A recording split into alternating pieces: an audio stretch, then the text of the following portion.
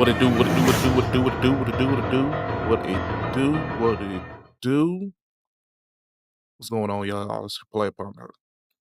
Damn. What's going on, y'all? It's your play partner, Ziggy2x, man. We back at it again with a whole new video. Hold on one second.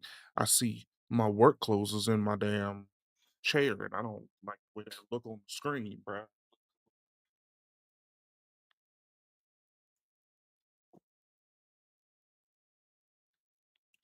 Put that shit on the other damn chair. I don't like the way I don't like my shit just be sitting out there like that. Got me out here looking like I got dirty drawers over in the corner and shit. I don't like that. I don't like that at all. All right, man. We back. We back. We back. We back at it again. Back at it for the first time. Back like we never left. Whichever one you want to say, man. It is what it is. We back. My bad for being a little bit late. Normally I've been a little early this week, but I stayed up real late watching Alien Earth. I tried to watch episode 2 like 2 different times. I kept falling asleep. I ain't gonna flex, man. I was tired as fuck. But we're gonna try again to watch episode 2 because episode 1 was off the chain. And I don't think I'm gonna do a review because or should I start doing movie and show reviews? Because I watch all kind of shit, like all the time. Like, should I just really like buckle down and just do like movie reviews and shit? I feel like I should. I feel like I should. I'm not sure though. But how about this? If I get enough likes and follows added to this stream, we're gonna get some movie reviews going up in this bitch. I ain't even gonna flex you. We're gonna try to do something different in a little bit because obviously the date and the relationship shit is not getting me a whole lot further than where I am. I do get a lot of views on YouTube though, out of nowhere. Out of nowhere. Um them videos are starting to pop off. They starting to show themselves. Okay. So if I start acting brand new, you know what the fuck going on. Um, what else? What else? What else? What else? What else we got on the docket today? Um, that's really it, yo. That is really it. So, without further ado,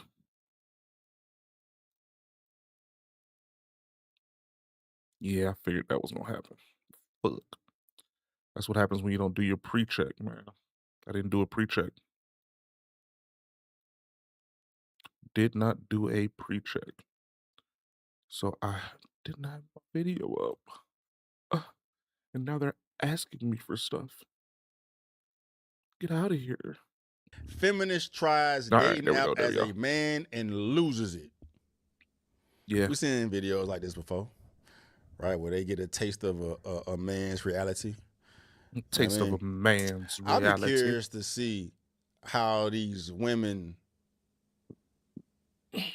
act after the case, man. Because I've seen a couple of videos of like women, getting on dating apps and seeing that they ain't getting no attention, pretending to be a man. They see how hard it is to be a man, but I wonder if that makes them move any different, as a woman. Like, hell no, it's not gonna make you move any goddamn different, bro, because you got dick thrown at you 24/7.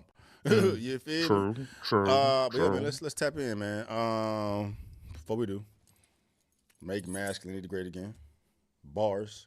Shop SteveKnight.com, man. And for those that are interested, I do have a self-development online community, man. It's called You Was For You to get you better mentally, physically, financially, all that, bro. Yeah, I mean, so yeah, man, tap in. And without further ado, let's get it. 22, sociology student with a focus on This is a Reddit. Be Me. LOL, dating as a guy can't be that hard, right? Okay. Ah, shit, man. Be Me. 22, I literally sociology just watched student this. with a focus on narratives of patriarchal resilience. Earlier. Spend weekends drafting protest plans on internalized misogyny on my university We're skipping campus. this, man. You know I'm finna watch that we already watched, man. Come on now. It's all good. Next video. If an app was built on an AI code platform, but no one has published it, did it ever really exist? Fiverr has the answer. A pool of development. Next video. The truth about being 100% Anton Daniels. financial provider. This dude says, I work 2 jobs so I can provide 100% for my wife. Man does Amazon Flex and work at the plant. Jesus. I work a full-time job. You know what I'm saying? 2 2 3. So it's 2 on, 2 off type shit. I work half the month.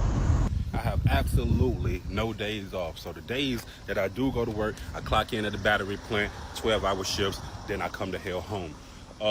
My days off, like today, yesterday, I get up early in the morning and I go do Amazon Flex. I got up early this morning, I went and did Amazon Flex. I came home, I took a shower, put on some clothes, took my family out to the water park, Emerald Points. We spent a couple hours out there, left at Emerald Point, came home again, changed clothes, went to a Chinese restaurant, did a buffet there, came home again, I took a little nap, then I put this shit back on, and I'm doing Amazon Flex again.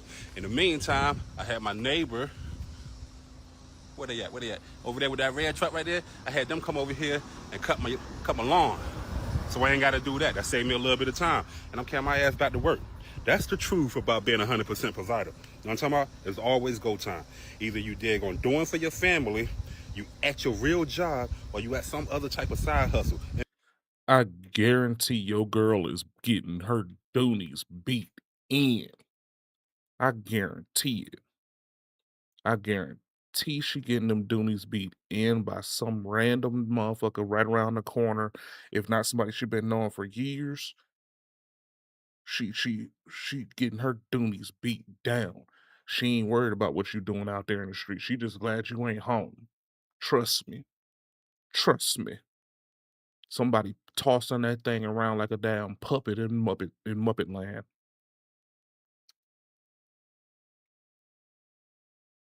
In between, you might get to take a nap. You know what I'm talking about? And I ain't complaining. This is what I chose to do. You know what I'm saying? I chose a wife who had a job at the moment, and I was like, you know what? I don't want you to have to work. My wife has Graves' disease. Let that be clear. She has Graves' disease, so she got to go through a whole lot of shit. She get dizzy spells and all type of shit.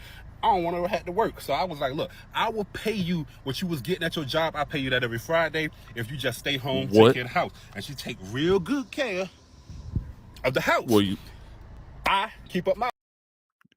You still paying to cut the grass, though, bro. You still paying to cut the grass. Part. I clock in, I clock in. I go get that bread, and I make sure that we are always straight. I schedule vacations and all that shit. We going on another cruise at the end of this month. Truth about... Yo, shout out to all of the guys that's out here hustling and going to get it to make sure that their family is provided for and all of that. Couple different things that I don't necessarily agree with. But first, before I get into all of that, I just want to say salute to him. Salute to the hustlers, because this is what I've always known men to be. My father was like this. My grandfather on both of my sides, my mother and my father's side, was like this. They always worked. They worked 7 days a week. They never knew what 40 hours looked like. And they went and got it. But the thing that I first disagreed with is when he said that he paid her exactly what it is that she was making at her job when she quit. That don't make sense to me, because y'all married, and so it all goes into the same pot. Right. And y'all just got to make sure that y'all manage the whole thing correctly and just play y'all roles correctly. I don't understand I'm going to pay you thing. Now, if you want to give her some money or make sure that she got some money to do what she got to do so that she feels some level Give of her that money. independence, it don't always got to come out of the same account. Y'all don't only have to have one account. Then that's cool. I don't have no problem with that. But to make sure that I'm paying you based off of what you was making at your previous job, and that's what you'd have been doing before I got there, is wild to me. I never understood the dudes that said that I'm going to pay you for this. Now, if you own a business and you moving money around differently in order to make sure that you reduce. Now, I will put a caveat out there.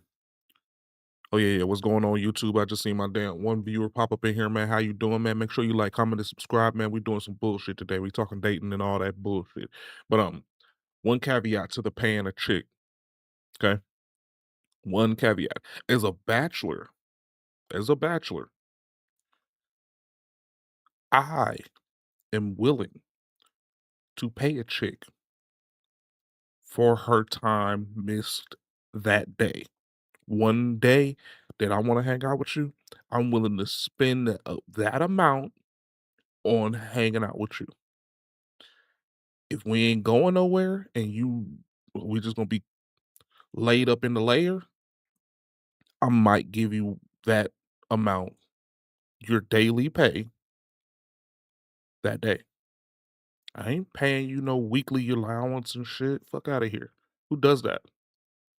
I might give you that daily pay though. taxes. That I daily get pay, that again. you might get a And I daily pay also want to take into just to consideration that kick she it, said just she to put got, your or feet up he and said she got your Graves' dick down. disease. I don't know what Graves' disease is. I'm not even going to look it up. I'm not even interested in doing that level of research. Sounds grave. So, you got to give grace. But again, paying somebody. Imagine being able to build anything just by thinking about it. Meet Base 44, a complete AI to sit at home or to just take care of the house. Right.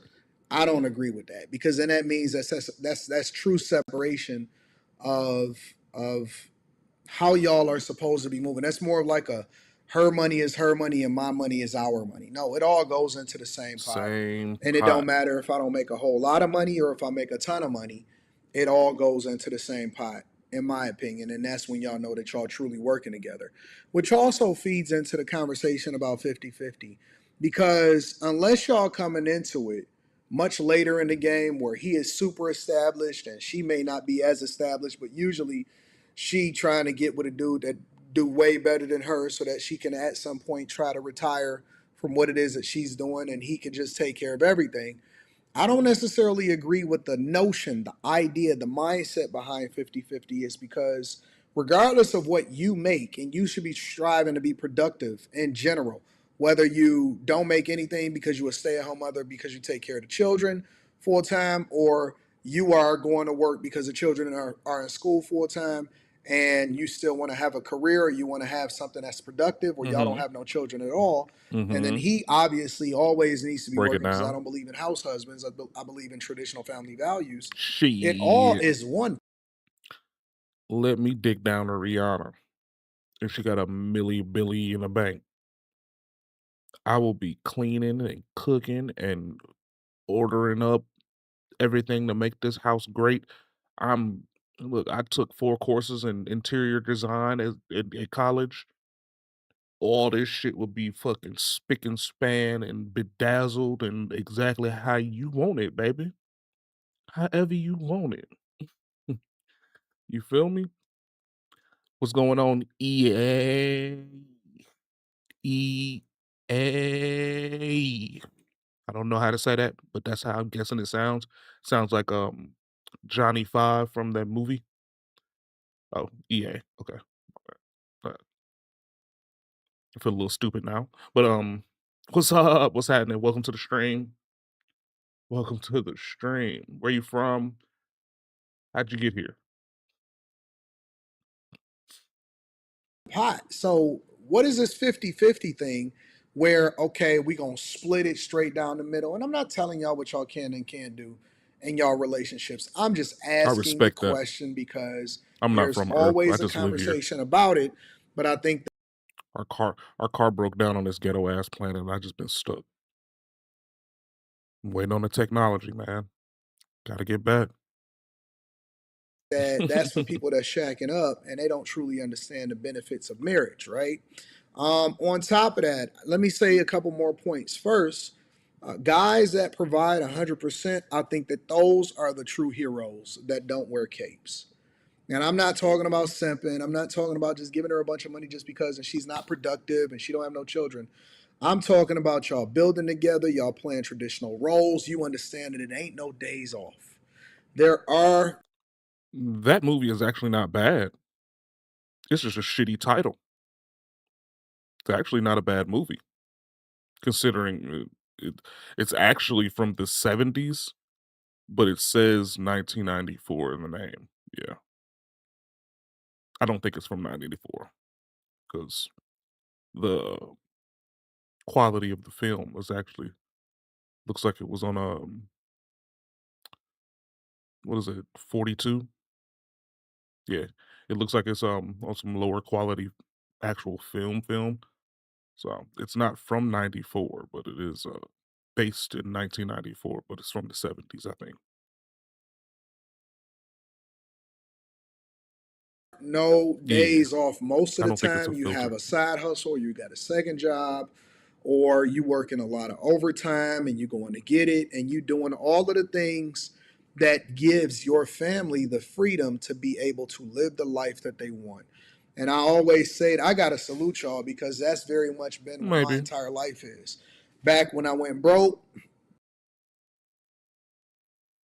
if you get stuck on a melody, or if you just feel like you can't get a song started, Output's co-producer is very... Maybe. Maybe. Maybe. went and got a I wouldn't second know. job working at Home Depot, stocking shelves overnight.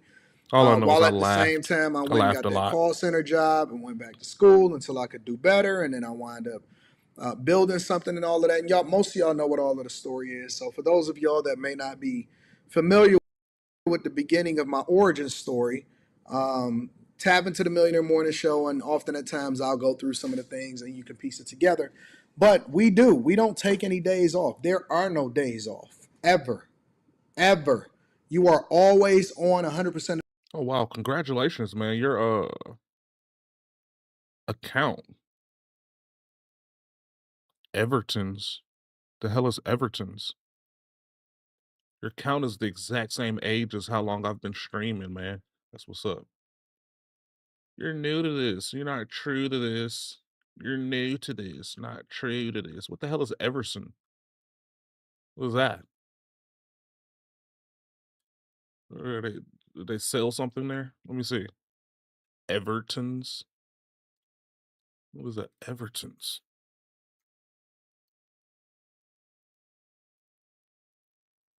Football club. Everton sponsor. They have a sponsor? Everton's. What sponsor? They might have stolen this idea from me.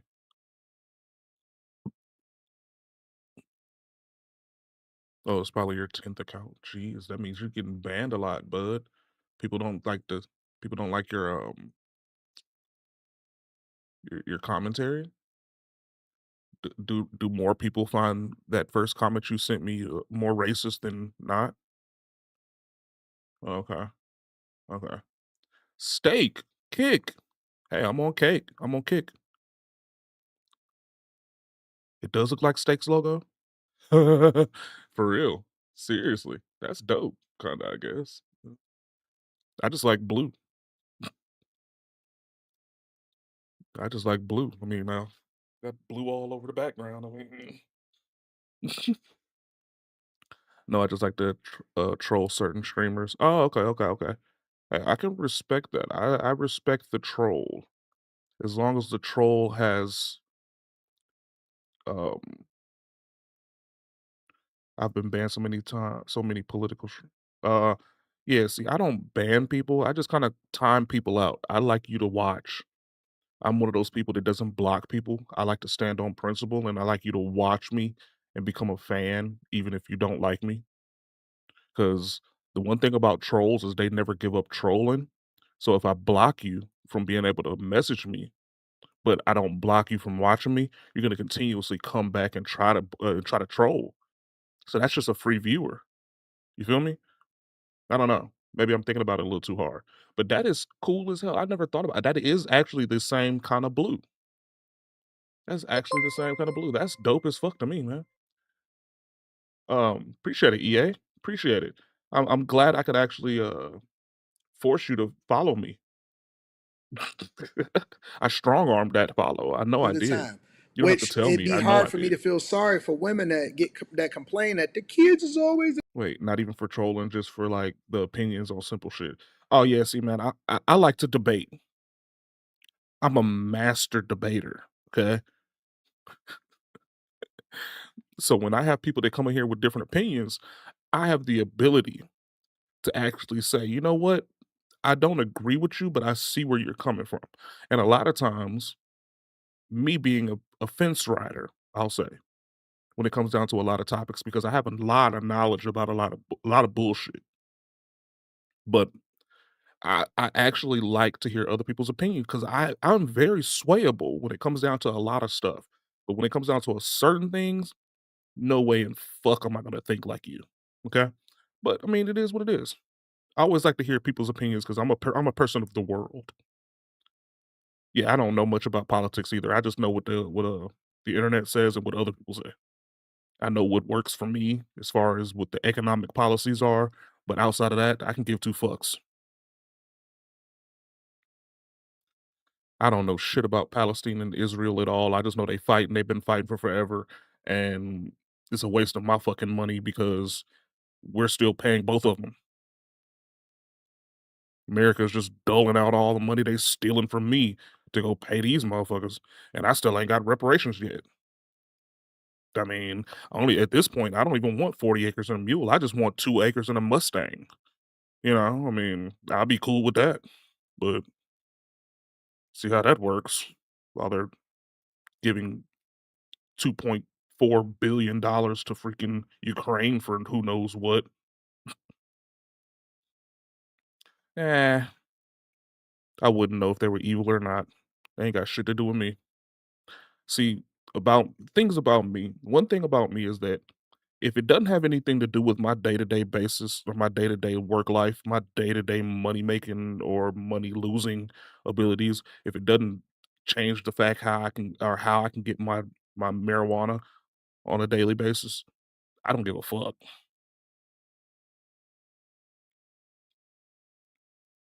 Yeah. I mean,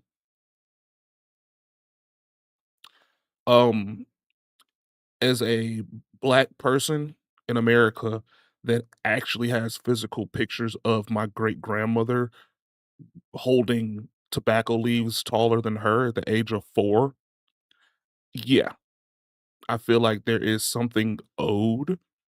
40 acres and a mule, probably not so much, but yes, yeah. My great grandmother was born into slavery and subsequently raised in sharecropping where there was not a lot to go around still. Do I feel like it left me behind the ball? Me personally? No. Do I feel like there was a trickle effect in which traumas were distributed evenly across my entire culture? Probably. Our ability to make chitlins an extremely good dish that I've never partaken in, but everybody loves, shows that we can turn nothing into something. And we have. The ones that haven't, in my mind, are just as bad as white people in trailer parks. Doesn't make sense. You had the ability to go get whatever the hell you want to go get for a long period of time. If you haven't gotten it, then that means you just don't have the ability. You suck as a person, probably. Just saying. That's just me. Um, but yeah, billions of dollars to people that shoot each other up, and I can't even get a damn McNugget for free. That bothers me a little bit. The fact I look at my check and it says I have over 80 hours in a week and 30% of it is taken. And that's just federal, not even state and Medicare and Medicaid and retirements and all of that. I mean, I'm just saying, like, kind of sucks. Kind of sucks.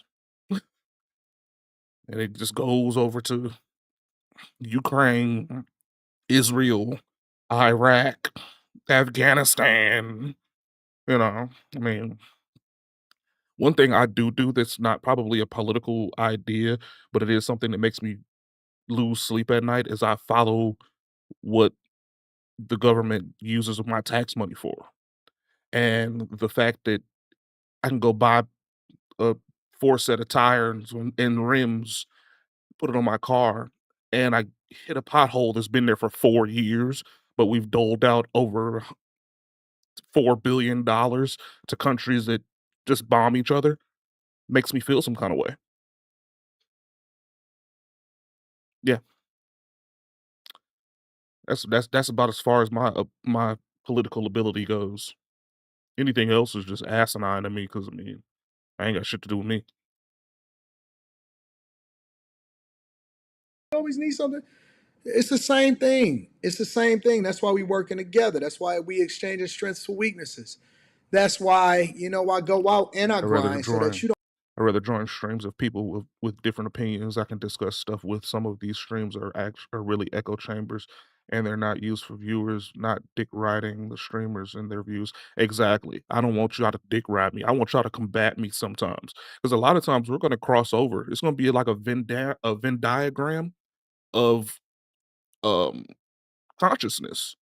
Some things you're gonna be completely on board with. We're gonna be right in the middle. We're gonna completely agree. And then some things we're just not, because we're not the same people. We're not the same age. We don't have the same walk of life. We don't have the same culture or mindset. I agree completely. Sometimes we just have to disagree. And a lot of times those disagreements actually open up your eyes to situations that you may have never even been privy to before. You know what I mean? Don't have to do both. You know what I'm saying? That's why, it's important for y'all to raise children in a married household where, both parents are in a house together so they can see the masculine and feminine energy, because your children have a much greater opportunity to be great themselves and also to mimic, that family, that strong family structure. But we got so many broken households. We got so many people that is trying to remix what God has put together, and it's not conducive for what it is that we're trying to build and what you should be trying to build in this society and in this culture. And so, when I see guys like him, I think that that's dope. It is the life that he chose. I still think that your wife should be productive. I think that they have to have a sense of purpose. He didn't really mention how many kids they got or anything like that. But there were some women I seen in the comments of this video. No, not healing anything. But the thing is it's not about healing. That's why it's called reparations. You are essentially agreeing that you did a heinous act and you're paying for it. Now, of course, like I say, man, I have family that actually still live on the land that they did the sharecropping on. And I mean, shit, 400 years from the fact that that shit actually was, prevalent and high value when everybody was doing this shit. That area was in destitute. Now it's a city. If we had the ability to actually own any of that land at one point in time, there would have been exponential growth as far as our overall net worth as a community, right? That is the things that I was saying I wouldn't call it systematic, but those are the things that stopped us from being able to be better as far as finances go now. Imagine if I was able to say, "Oh, well, that 2 acres that I had over there in North Carolina, bumfuck who knows where, would have been passed down through my family because we owned it." And not only that we owned it outright, and we didn't have to go through a different venue to say that we owned it. Imagine how much more valuable that property would have been now. Whereas practically renting to own because we weren't able to own anything at the time. You see what I'm saying? The ability for other communities to have owned things for such a long period of time granted them the ability of generational wealth. If you had the ability to own things that entire time, plus all of this time added on to it, and you don't have generational wealth, you just a dumbass and your family sucks. I'm just saying. The fact that it was extremely hard even till the 60s, which, I mean, I don't know how you want to break it down. 60 to 70s, 70 to 80s, 80s to 90s, 90s to 2000s, 50 years. It was exponentially harder 50 years ago for my family to buy and own land than it would have been for anybody else's. Means that we missed out on a huge jumping and launching point for generational wealth.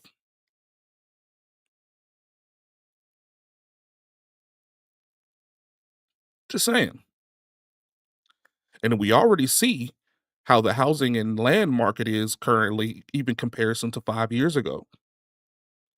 $200,000 5 years ago could have got you a 3-bedroom home on a half an acre lot. 200 grand right now get you a 2-bedroom apartment.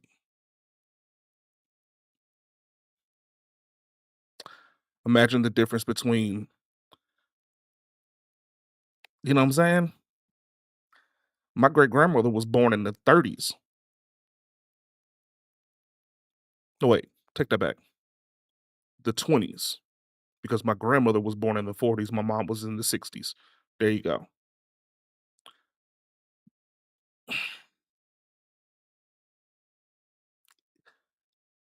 The thing is that we're not in mass. I don't believe people are talking about actual, Okay, see, the issue with affirmative action is that nobody asked for that shit.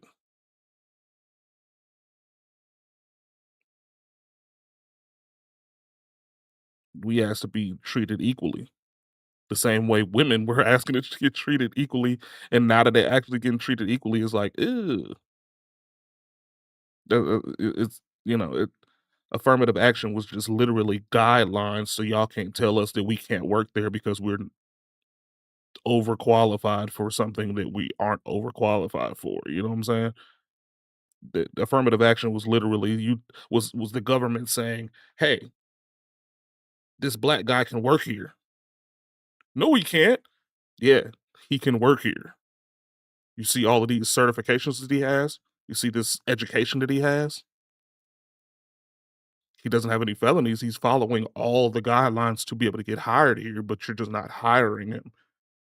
Affirmative action put a stamp into that and said, "Hey, man, if he has the ability to do so, he fits into your program. He fits into whatever you're doing. There's no reason legally for you to not hire him." And again, affirmative action didn't come until the 80s. I was born in 89. I'm only 36. So even 40 years ago, we were being held back. And you don't believe that needs a little bit of compensatory repair? Now, I don't believe that we all need to go get a check for nothing. You know what I'm saying? I don't believe in that. Free money is always bad money. It's never been a good time to have just free ass money. But compensation in lieu of makes sense. What up with it, Captain? How you doing today, man? Yeah, I don't believe in all of that. I just believe, if you can compensate somebody for the time that's fucked, then it makes it makes sense to me. I don't believe in just free ass checks, and I don't think everybody believe. I don't think everybody needs to have a free ass check because a lot of these motherfuckers are unproductive people, anyways. So, yeah. I'm good, man. I'm good. I'm good. I'm good, man. You already know what it is, man. We doing the same old dating bullshit, but we got stopped for yeah, I got stopped for some racial talk on Twitch.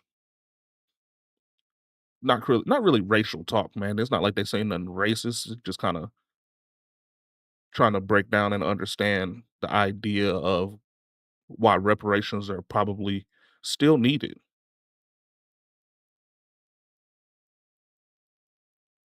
Oh, no, no, no, no. Ain't nobody stop my stream. Hell no. Hey, ain't nobody stopping my stream, man. We bullying people around here for that. Nah, nah, nah. Ain't nobody stopping shit. Ain't nobody stopping this show.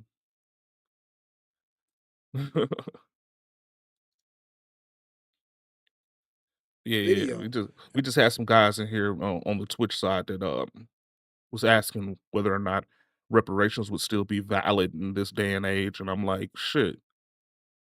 My great grandmother was born into slavery and ended up being a sharecropper. You know, so that was 4 generations from me. Shit, my grandmother herself was stopped from working at certain places, even though she had a degree in science. It took her to the 90s to even start working at IBM. So, I mean, you know what I'm saying? I'm just saying, what happened, happened. Nobody's mad about it. But the ability to have that launching pad again from the work done, because we can't say there wasn't any work done for free, would be great. My family's ability to have owned the land that we worked would have been a great generational wealth builder if it was done correctly. My mom is practically a millionaire now, so I don't give a fuck, but, you know, I'm on my way to that too, just by good financial planning, but, you know, I'm just saying, it would have been great to be born into it, and I'd have to have seen the struggles and busting my ass to try to get to it my damn self, but, you know, hey, probably would have made me less savage. Probably would have had different views. I probably would have liked people more, or been a Democrat or something. And I always like to link back to the content creator in order to give credit also, regardless of whether I agree with him or not. There were people in the comments of the video that was saying, no, I couldn't have my man working like that because I don't want him dead tired. I don't want him, is what it is. There's some guys like me, you just can't slow down. It is what it is. You're not going to stop me from hustling. You're not going to stop me from going to get it. You're not going to stop me from doing and getting all of the extras from my family in order to ensure that they are taken care of. And that's just the way that it is. So what you should do is just make it ideal for me when I get home so that the time that we spending together, it'll actually be enjoyable instead of me having to work and to make sure that you feel good about your emotions. Okay, yeah. We done with this video. I just want to put a thing out there real quick, man. And this is a random ass question. I mean, I know we're all dudes here, but like, what the fuck is up with women having a radar for when you meet a chick that you like? You meet a chick that you like, you start coming up with plans and ideas in your head, then all of a sudden, all the bitches from the past pop up and want some time from you. What's up with that? Do they really have like a built-in radar for men's happiness, and they just kind of exploit it whenever they feel like? Is that what's going on? Because like, why is it every single damn time I meet a chick and start liking her, every bitch that I liked before that I might have ghosted, might have just put on the back burner, put in the friend zone, all that shit, pop up and want time from me. And a lot of times they don't even really want real hardcore time. They just be like, man, come over and fuck. I just want to put it in my mouth. You know what I'm saying? What is up with that? Like, y'all trying to sabotage this relationship before it's even a relationship. How do they know? Did they see me smile outside or something? It was like, yeah, we're gonna fuck that up. Like, how do they know? We gotta do a science experiment on that, because there's no way. There's no way. I didn't tell this anybody. Other dude was stunning and gorgeous. I loved being around him. I liked his energy. I just didn't think we would have great sex. But I knew I liked being around somebody really attractive, and he was fun. You can have 6 people that make up one and keep your heart open and knowing that when you find the one, you're gonna know. And you don't have to sleep with all 6. That's another thing about dating. Like, hey, I see you back there, Fa New Pie. I see you. when you share, oh, I'm talking to 6 guys, doesn't mean I'm having sex with all of them. Come on, so you can literally kind of build a bear. Yeah. Until you find the one that you really want to be like, okay. Hey man, wait a minute. So Shorty out here piecing together 6 different men. She calling a Build-A-Bear situation, but fellas, what they really mean is they want the Voltron, the Megazord, the Megatron of men out here, because they want it all, man. Dating has turned into a J.G. Whitworth commercial, man. It's they men, all of them. And they want them now. Hey, we're going to react to this right here on Chef Talk Reactions right after this.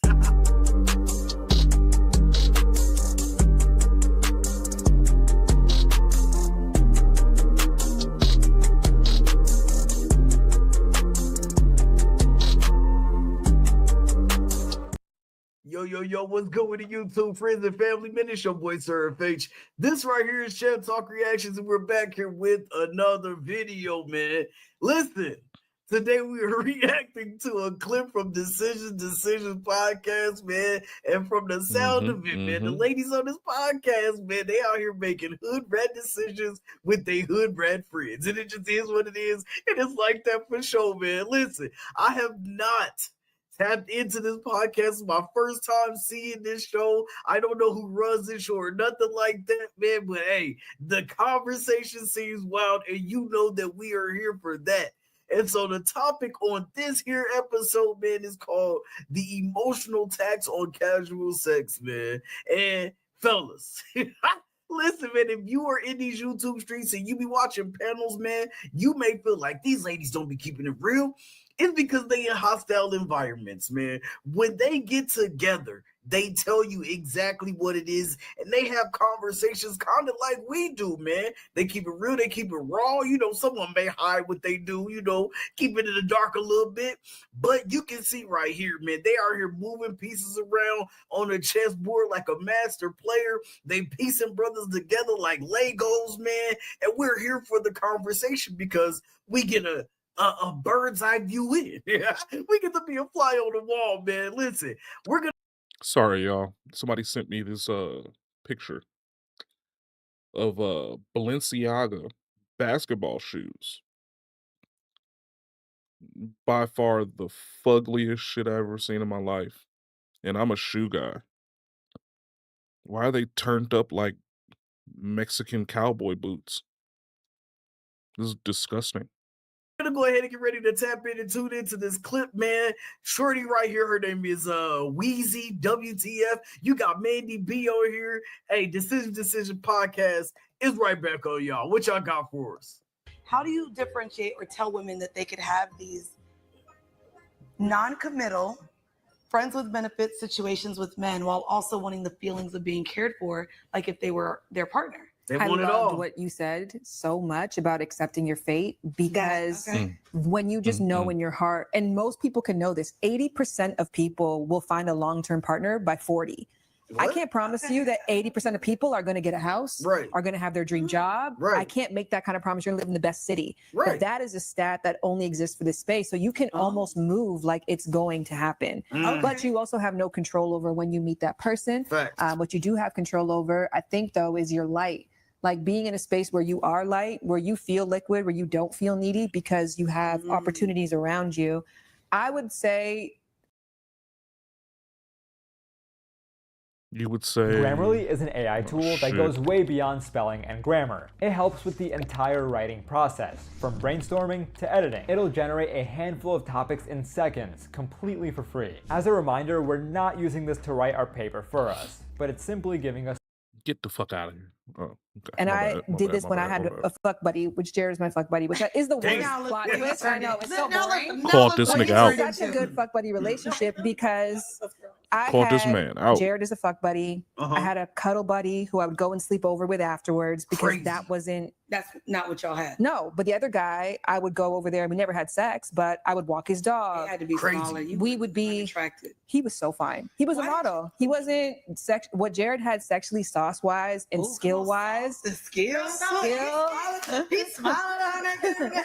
This other dude was stunning and gorgeous. I loved being around him. I liked his energy. I just didn't think we would have great sex. Listen, man, this woman right here on the still, ladies, she may be able to do that. We just gotta be honest, man. What she has is what you would call pretty privilege. You know what I'm saying? She could do things like that. And maybe some average women can maybe it's that way for y'all. Y'all will have to let us know that. You know what I'm saying? But I'm just letting you know, like, not all of them on this couch right here has that type of pull, you know what I'm saying? Because we all know what a cuddy buddy is. We know what that is, you know what I'm saying? It's the person who knock you down with no strings attached. You know what I'm saying? You might really kick it with this person. You might really vibe with this person. But when y'all link up to Netflix and chill, you know what I'm saying? Netflix is going to end up watching y'all and is going to be asking if you still watching this show. Y'all know what it is. Y'all know what be happening, man. But listen, though. But this woman also had a cuddle buddy. My man, wild work. You know what I'm saying? You mean to tell me that Buddy done knocked you off? He done dug you out. He done turned you every way which loose, and then you came to my crib to lay with me after? Wild work. No way, no how, Rob Parker. Yellow diamonds looking like I'm just PP. saying, man. Listen, man. This is what y'all on some of y'all fellas out here, man. This is crazy work. This is wild work, man. And the fact that she has the gall to say this in public, on a public platform in 4K, lets you know that she really had pull like that. That's that pretty privilege, man. Listen, though, if you're still here right now, man, make sure you like, comment, subscribe if you like the vibe, because you still watching and this is wild. So let's go ahead and get back into it, man. But I knew I liked being around somebody really attractive, and he was fun. You can have 6 people that make up one and keep your heart open, and knowing that when you find the one, you're gonna know. And you don't have to sleep with all 6. That's another thing about dating. Like when you share, oh, I'm talking to 6 guys, doesn't mean I'm having. See, okay, I'm finally gonna pause this video because this is where I have an issue. This is not dating. You're literally having 6 boyfriends that none of them know about.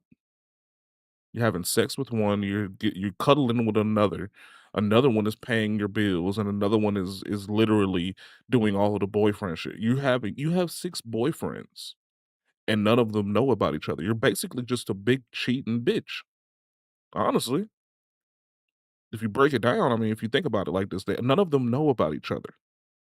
And these are long-term partnerships. You didn't just out of nowhere just say, okay, yeah, I see you today. We're going on coffee today, and we fucking tonight with 6 different guys. You know what I'm saying? You're just a cheater. You're in a bunch of short-term relationships that nobody knows anything about. That's exactly what that is. I don't know why they're trying to make it seem like you just out here. Sex with all of them. So you could literally kind of build a bear until you find the one that you really want to be like, okay, I'm good with talking. I've been used from a man.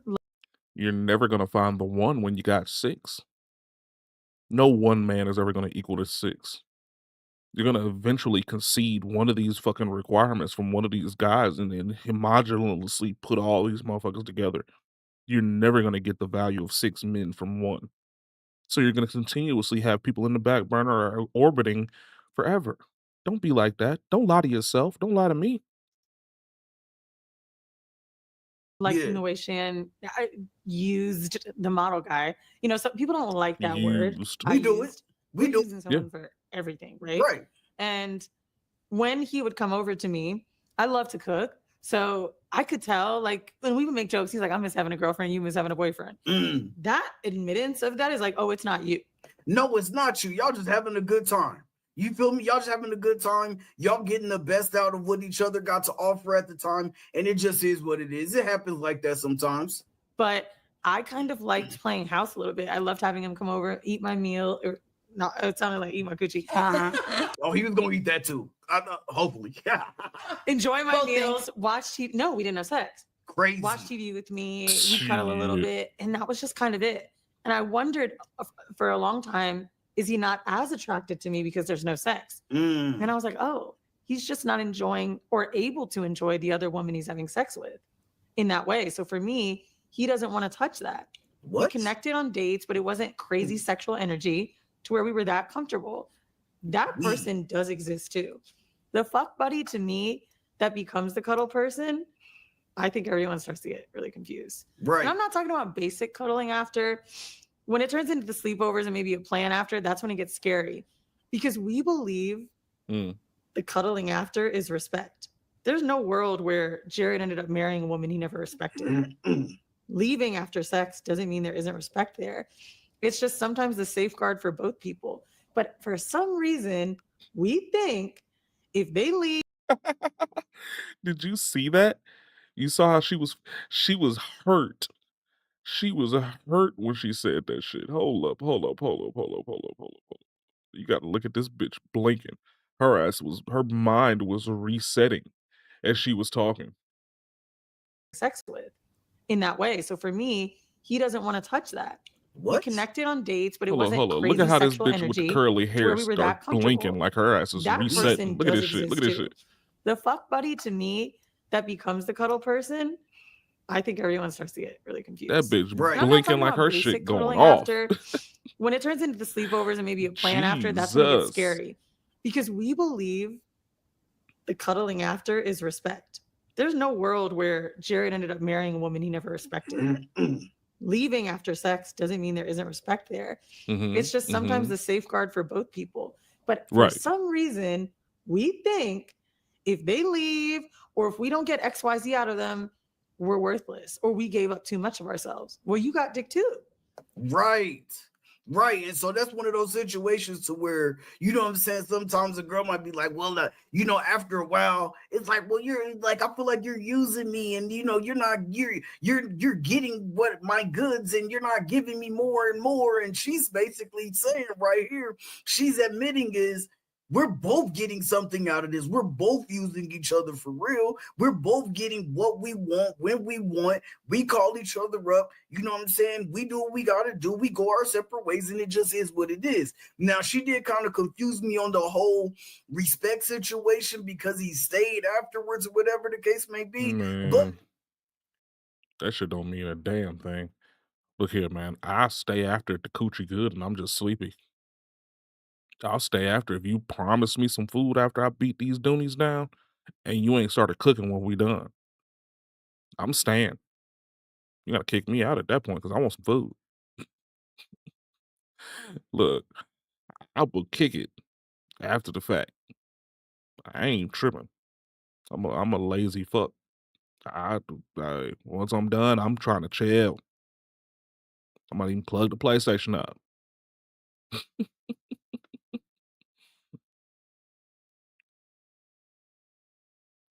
I get what she's saying. You know what I'm saying? And sometimes that's just, she's just a cool ass person. I enjoy being around her. You know, her energy, her vibe is right. Like, I don't have a reason to just get up and go. And sometimes the situation may be that way. You know what I'm saying? But you know, yeah, it could be a respect thing, or it could just be like, yo, I'm rocking with her. Like, we cool. We both are getting something out of this. We know what it is. But the whole spending nights and making out and cuddling all night and doing all of this while I'm in the friend zone is wild work, fellas. And if you living like this, man, I'm letting you know.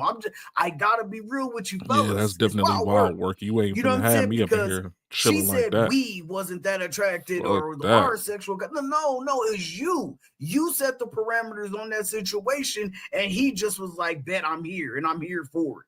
You know what I'm saying? But I guarantee you, Short, I guarantee you, Mama, that if you ever said, let's break that barrier, he would have ran through the brick wall to get to them goodies. I'm just being real with you. Fellas, tell me if I'm lying, man. Put it down in the comment section. So it's weird because it depends. I guess the accepting the fate thing, it's like knowing what I want could only be this. If I get some extras, cool, but this is what it is.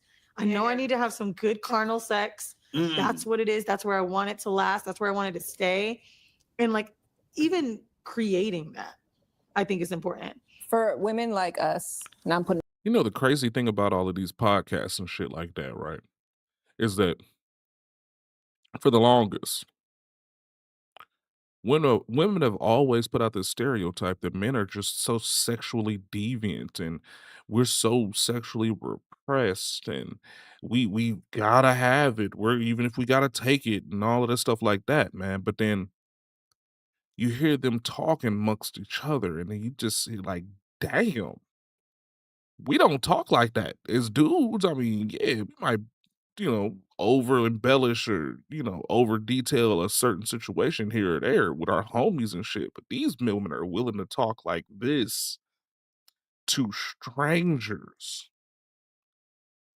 They're willing to listen or read books like Sister Soldier at like 13 years old. And we're the sexual deviants. Doesn't that just seem weird to y'all? Doesn't it seem weird? Like, in what part of the world does it break down to where the people that's having the least sex in mass or in aggregate and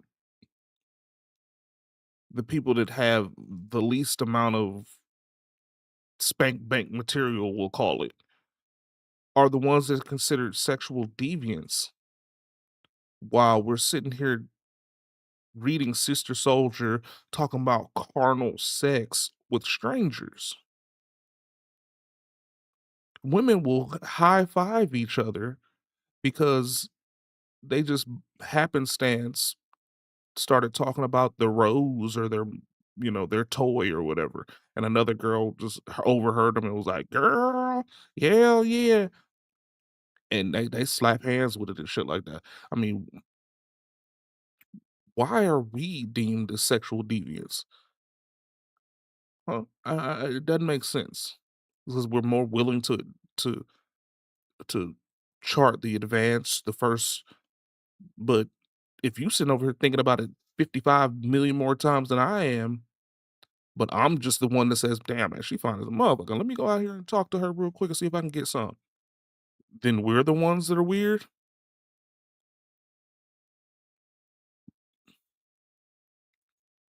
Make it make sense.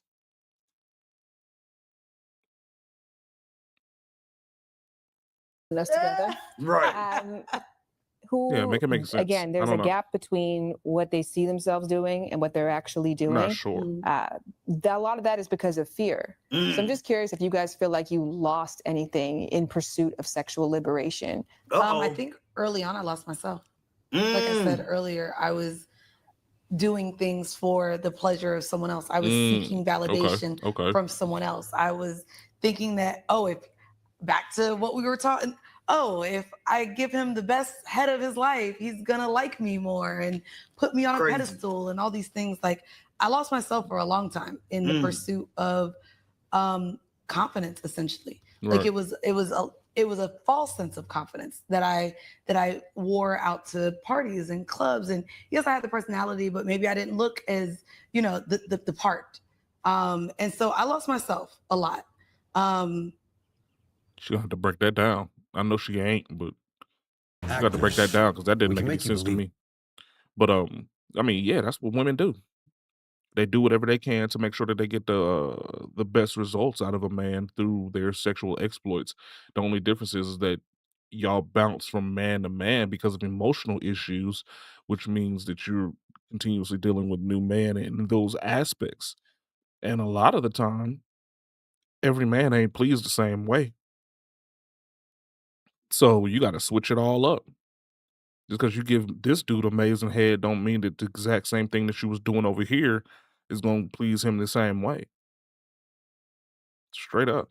I mean, there's a couple of girls up there that do the double fisted 3,000 gut, and that shit feels great. And there's some women that do it and they'll just be like, okay, yeah, just get off of me. Everybody don't do it the same, even though you might think you're doing it the same. It ain't. You know what I'm saying? Like, I don't know. And now I feel like I've gotten that back through like just being more confident with what I like and how I want to pursue my partners or what we want to partake in. But that's what I would say I lost during that. Not gonna hold you. That sounds like a whole bunch of word salad. She just mixed a whole bunch of things up. So she lost herself being sexually liberated and somehow that was confidence. All right, man. Like what? I had the personality and I wore it to the club, but I lacked the confidence to even though I was. In the great words of Chris Rock right after that line, syrup or jelly? Excuse me? Like, what are we saying, Short? Like, I'm confused. I'm just letting I'm confused. You know what I'm saying? Y'all have to let me know what y'all thought about that. And ladies, if you know what I'm saying, if this is like some type of woman, you know what I'm saying? And I'm not saying that in no derogatory way. I just didn't understand it. And fellas, like she fine as hell. That is my type. But the fact that she got to have 6 dudes to even be happy with herself means she's a fucking bird, man. A whole fucking bird. She probably got over 300 bodies and just don't even care. She got people still paying her for body they gave her like 10 years ago or something like that. She fine though. I would throw a number up on the board, but I would never take her serious now because I heard that she got 6 niggas in rotation just one time, even though this might be the only time. I would never believe it is. Just be honest. She look good though. Let me know if y'all understood it because I did Even though not she blinked too damn much when she get word caught lying. that came out of her mouth right But there. I Y'all mean, gotta let me know. knowing man. your woman's tail is I want to ask about that very because good you thing. always hear the story of the woman who was sexually liberated, did her thing, had her whole phase, Yeah, Stacey enjoyed Dash it, vibes. who Yeah, then yeah. finds a partner, finds God, finds insert here, and Yeah. now is like, if I could give advice to younger women, it would be don't. Respect yourself, love yourself. I don't think that that's the advice I would give. I'll be honest with you Definitely too. Like Stacey even Dash with vibes. the rebrand, right? When we started Horrible Decisions, we wore the whore badge proudly. Like we have the whore hive. Whore Like badge. it Crazy. was a word that we Whore essentially wanted to hive. reclaim. Unfortunately, Wow. with the reversal of Roe v. Wade and all these motherfuckers trying to take away our rights and autonomy, I think that we're even down. Okay, they're not trying to take away your rights and autonomy. They're just making you make better decisions. If you used any of the 33 versions of prophylactics to not be pregnant, then you wouldn't be using a $400 fix for a mistake that you made that could have been fixed by $30. It's literally that simple. They're just trying to cut down how many people are having abortions. I mean, fetus deletus should not be the number one form of birth control when there's 33 other versions to even prevent the egg from being fertilized in the get-go. Now, does the government is the government supposed to be able to tell you that you can't do that? No, I don't believe that. I believe that the government needs to stay the fuck out of people's medical problems or medical abilities or abilities to go do anything medical for themselves. But if you're using the tax dollars to create the buildings and facilities in which these people get the things done, then yes, the government should have a say-so in these facilities because it is the government's money. And subsequently, the people that vote, the taxpayers, should have a say-so on these facilities. If you don't want these facilities to be ran by government, probably put some of your money up and make these facilities. And then make them healthy, controlled environments in which the product will get or the service will be sold and distributed correctly.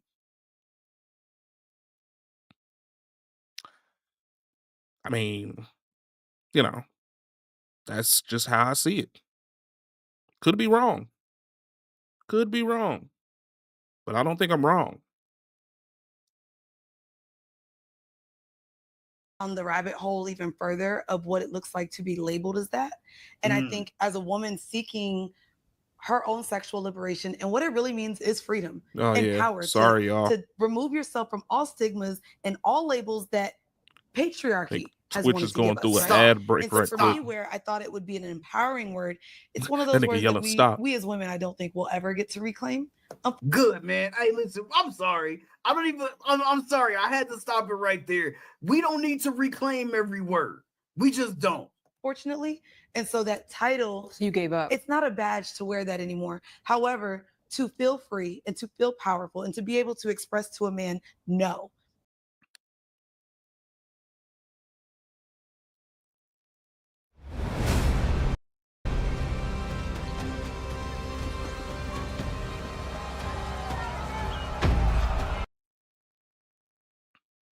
And to say, actually, this is how I receive pleasure.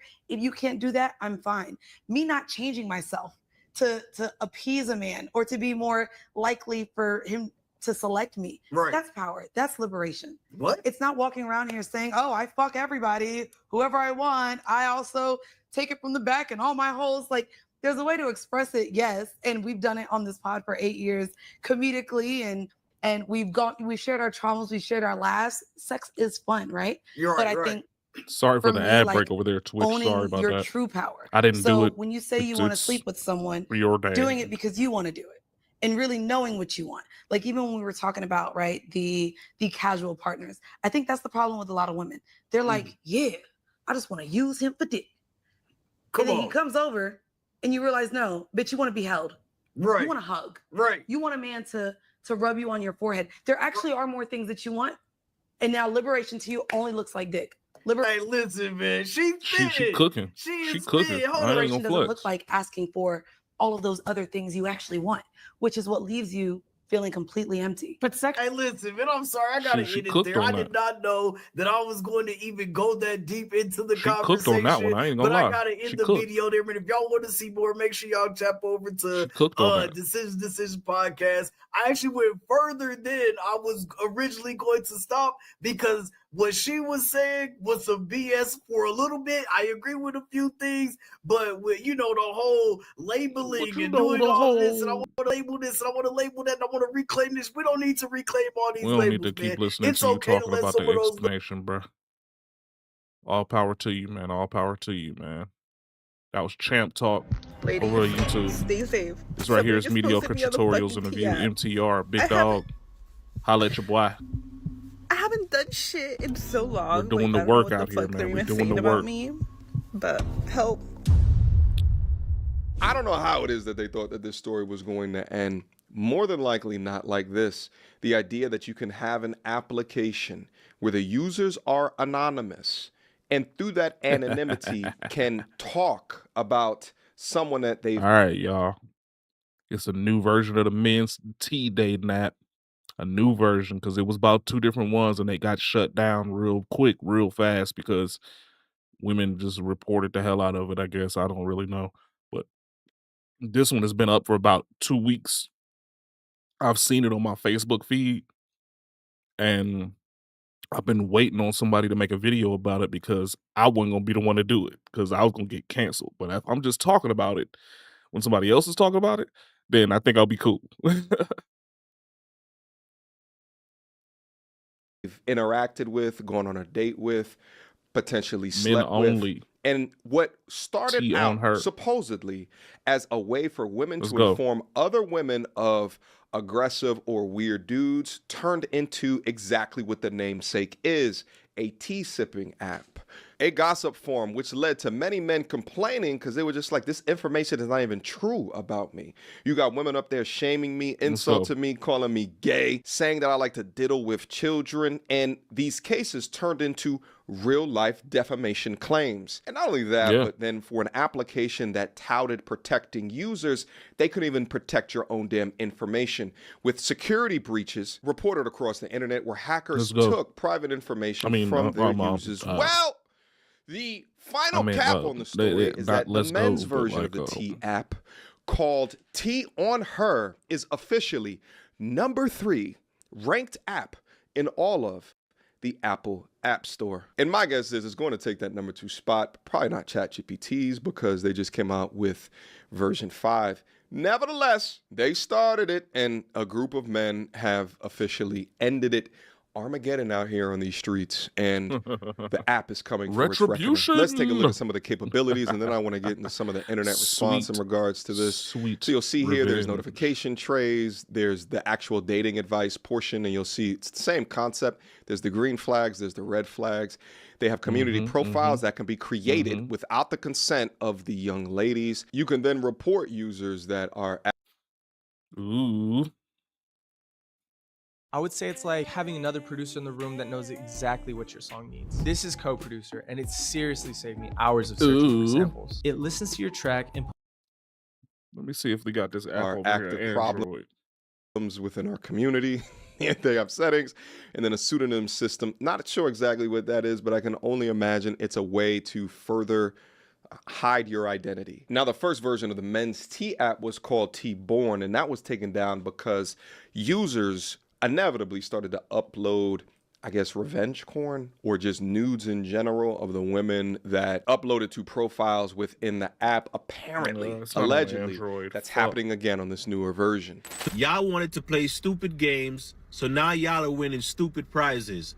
Apparently, the T on Her app is officially out, and these men are posting y'all pictures online. So if you're a woman with a questionable past or a promiscuous past, or you had somebody's pee-pee in your mouth while looking up on the camera, these men are posting that shit. See, I was never a fan of the T app because I felt like it was toxic females that was in there that was talking bad about men. Right? Because y'all took away from what the main purpose of that app was for, which was to help protect women from violent people. Y'all made this shit messy. Well, I believe the same thing is gonna happen with the T on Her app. It's no different. You're gonna have a bunch of toxic men that are gonna put your information out there, and these men are gonna try to find a promiscuous woman so they can try to get with them as well. I would not be surprised if the same people that made the T app are the same ones that made the T on Her app. These apps are not good for anybody. But if you're not outside doing get on that any goddamn messy T on stuff, Her app. I'm you really don't guarantee I'm have to coming out worry with about some this shit. It's bitches. pure entertainment for us at this point. Fantastic point right there. Layup Not line. only will men utilize the app to double check if the apple of their eye used to be a semen demon, but then also they'll go up there to find where the hoes at. And yeah, I would never condone a site that hosted nudes again, because it's a consent conversation. I just don't understand what these women thought. To be able to besmirch a man's name, some of these men are going to try to get their get back. And if they have receipts, documented evidence, then they're going to upload it to that app. Now, I wouldn't trust any of these companies with my personal data. Now, I went to Apple's App Store to actually check out the reviews to see if we can find or learn anything interesting or new. You'll see here, it only has a 2.0 score only after less than 1,000 ratings. You'll see that it is #1 in lifestyle right now. And let's take a look at some of the reviews. Okay, so the first couple of days I waited to get verified. Then after a few days I tried to log in, but it was having trouble, the app in general. Then I guess it was fixed because after a few days of logging in and it worked. Okay, now we're in the app. I actually see people I know from my city on the app. Not too much, but I'll say 2 or 3, and then it'll show you other people from around the cities that you barely know. So it sounds like it's getting low scores because not enough people are on it, actually posting people's profiles. Comments are funny. So far, the app is 30% working in my eyes. When I clicked on someone else, it kept showing me the same person I knew over and over again. You can't scroll all the way down to the comment as of right now. It gets stuck. So it won't show you the last comments. Let's say one person got 28 comments. You probably see only 8 and then it'll get stuck. All right. So it looks like there's some initial issues with it. Let's also go to this one as well. Know the law. This go around, it needs to be known that you can't be posting nudes of women on personal business that could lead to legal actions. Keep it trill, simple, like cheat or don't date, but don't post things that can get the app shut down.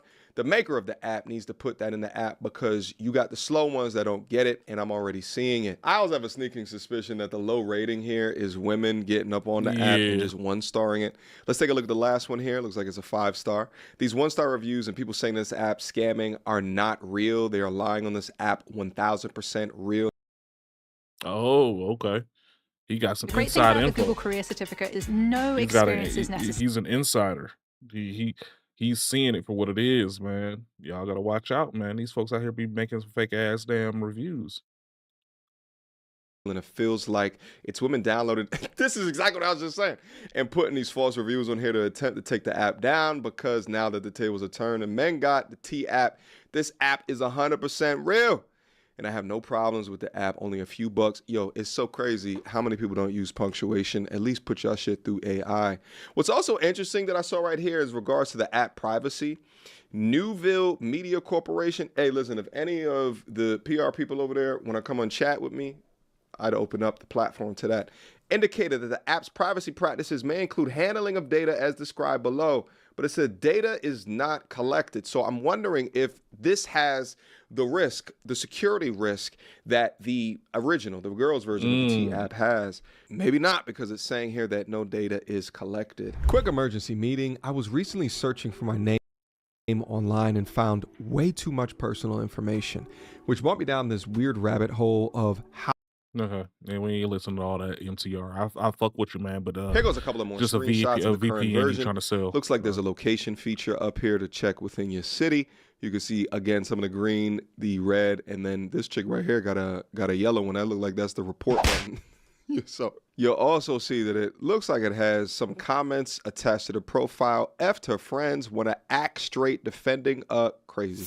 I'm not gonna lie, I was being beyond nosy, but they have some of y'all news on this T on her app.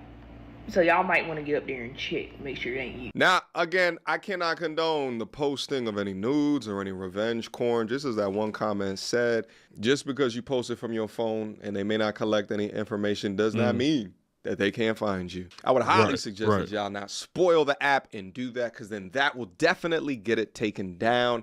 And I think that as long as the women's version is active, then the men's version should be active as well. This is not something that I will probably use within my life. People talk shit about me all day on my YouTube channel. I don't need another place for my people to talk shit about me on. Okay, let me have a clear understanding. Women had their own app where they could expose men that were predatory, physically aggressive, verbally aggressive, overall verbally and physically abusive, stalkers, the worst, literally everything negative about men. And then y'all go create your own app and start posting revenge porn on that app.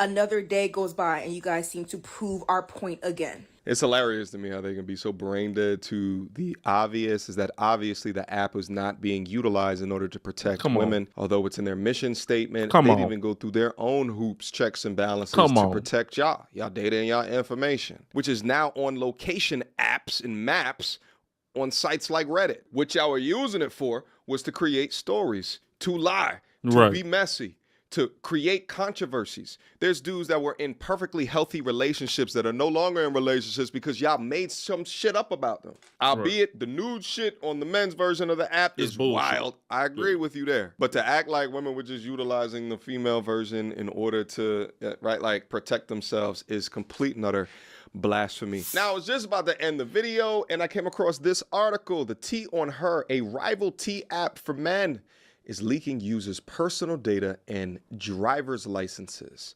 Oh boy, T on Her, an app designed for men to share photos and information about women, has exposed users' personal information, including government IDs and selfies.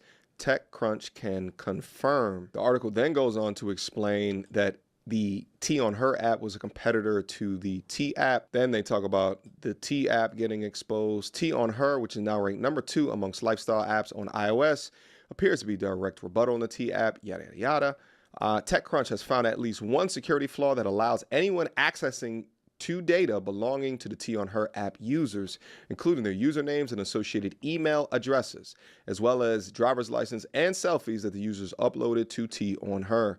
Images of these driver's licenses are publicly accessible web addresses, allowing anyone with the links to access them using their web browser. As of right now, it looks like the T on Her app has not responded to TechCrunch in regards to whatever TechCrunch found about the app. So yeah, I cannot give a recommendation to download this app at this current junction just based on this article right here. But looks like this app is just as anonymous as the original T app. Anyway, that has been your update in regards to the T-ing shenanigans. Everyone is just teeing on each other in this modern dating marketplace as it exists today. Guys, drop me a line down below. What is it that you think about the T on Her app?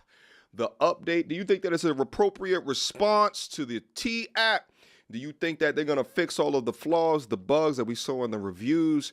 Do you think or are concerned about the security breach? I know I am. I ain't put my information on that ish at all. And do you think that they're going to figure out a way to stop any of the news, which will get it taken down off of the App Store? You guys let me know. Drop me a line down in the comment box down below, and I will see you guys soon. Until next time, YouTube. Peace.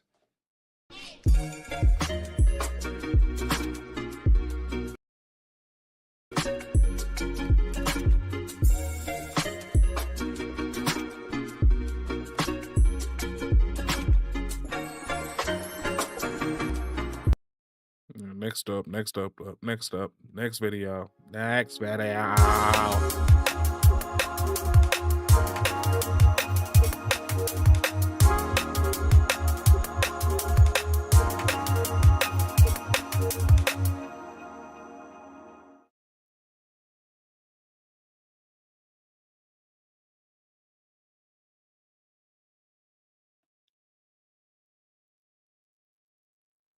So you've been here a week now. How would you rate Earth out of 10? Probably a 3. No universal Wi-Fi, and I keep getting sunburnt. Welcome back. I'm Shaq. We got ourselves another video. What up, We got Shaq? ourselves an 8 at the table video. Well, Rico about to have a conversation with 2 sisters. One is a wig wearer, and the other one, she has a ponytail. I can't tell if it's her hair, but she has a ponytail. They about to discuss like dates, okay? The first one, the ponytail, she was saying that, even though if we're in the middle of dating, if I start to not like you, I'm gonna finish the dates because, you know, you brought me out. That was your fault, and that was your risk. Rico and them went back and forth about that. Even the wig wearer, she's not gonna even agree with that. The But wig then wearer. she says something that will just start to be crazy. She was pretending like she was a person that'll pay for her own things or do stuff. It made it sound like she was good. But every time questions came up, she would start saying things like, no. I'm not paying for dates. I won't even ask you on a date. Like, wait a minute. You won't pay for dates or ask to be on a date. Why would you say something about you would pay your own thing? She kept on moving the goalposts. She kept saying other things. What I took from this video is that even the one who pretended like she wasn't gonna just use a guy for dates or money, she did it too. Only thing is she wanted to keep trying to hide behind the fact that my dad taught me. Well, guess what, my dear? Your dad was wrong.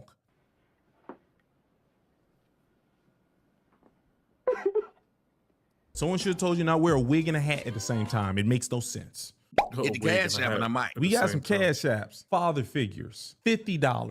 Got your thing right there. Y'all go check him out. Called Father Figures. He helped young people. Logo looks great. Keep on cooking. I work with kids in underserved communities. I support you, my brother. It's a good thing you're doing that. You're a person that make the community better. You're like a black Iron Man. We don't pay for friends. Get that shit out of here. Tragic ending.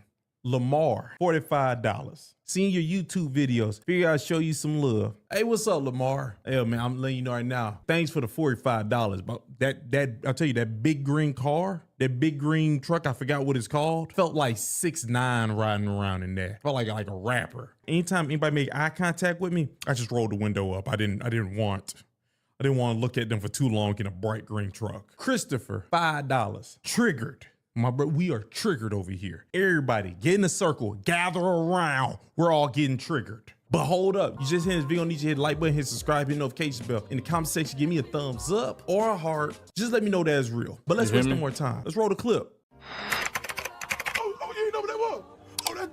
Risk. If you're asking me on a date, you're taking the risk to be like, I'm gonna see if she messes with me on this level to continue dating with her and talking to her. And it's just, if I don't mess with you, it shouldn't be a, oh my God, I'm scared of what you're There shouldn't even be a fear. Yeah, or you shouldn't should have spent that money because you're here to, you're asking me out. You're trying to court me. So I don't feel like. And why my shit all of a sudden? I'd finish the date. I don't know. Nah. Because my dad just raised me that people are crazy, and my whole thing is I'm like, I try to take accountability for myself. So I be thinking, what could you say to me first? So if I'm sitting there thinking that I could be mid-bite, and I'll be like, you know what? Just so that you can't say I ate the food, even if that, I'll cash app you. Matter of fact, I'll leave a 20 on the table just so you can't come back to me. That's what I would leave. But I also think there shouldn't be that fear. I wish that I could stay there, but the whole time in the back of my head, I'm just thinking, I don't know, man. Like, because what are you really thinking? Like, what are you thinking? You know you don't. Yeah, you don't like it's like in the middle of the day. More and more. He's saying all types of stuff where it's like I immediately. But there's a difference, because if I'm ordering it, then it's on me. If I'm ordering all this expensive stuff and I want the $200 steak and I want the rice that costs $70, then that's on me. But if you're the one that's wanting to impress me, that's on you. I don't feel like. Yeah, but you know that going in. I'm sorry to cut you off. You know he's trying to impress you. You're at Maestro's. You're not at Applebee's. You're not at. I'm not gonna again, I feel like that's him. He's taking the risk. No, yeah, I think men should take that. But you're signing up. I'm not saying you should date these men personally. Yeah. I always wonder when you guys say this, what happens to the communication before you get to the actual date?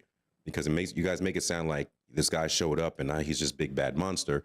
But weren't you guys sexting? Weren't you guys like getting to know each other? Weren't you guys communicating ahead of time before you got to the date?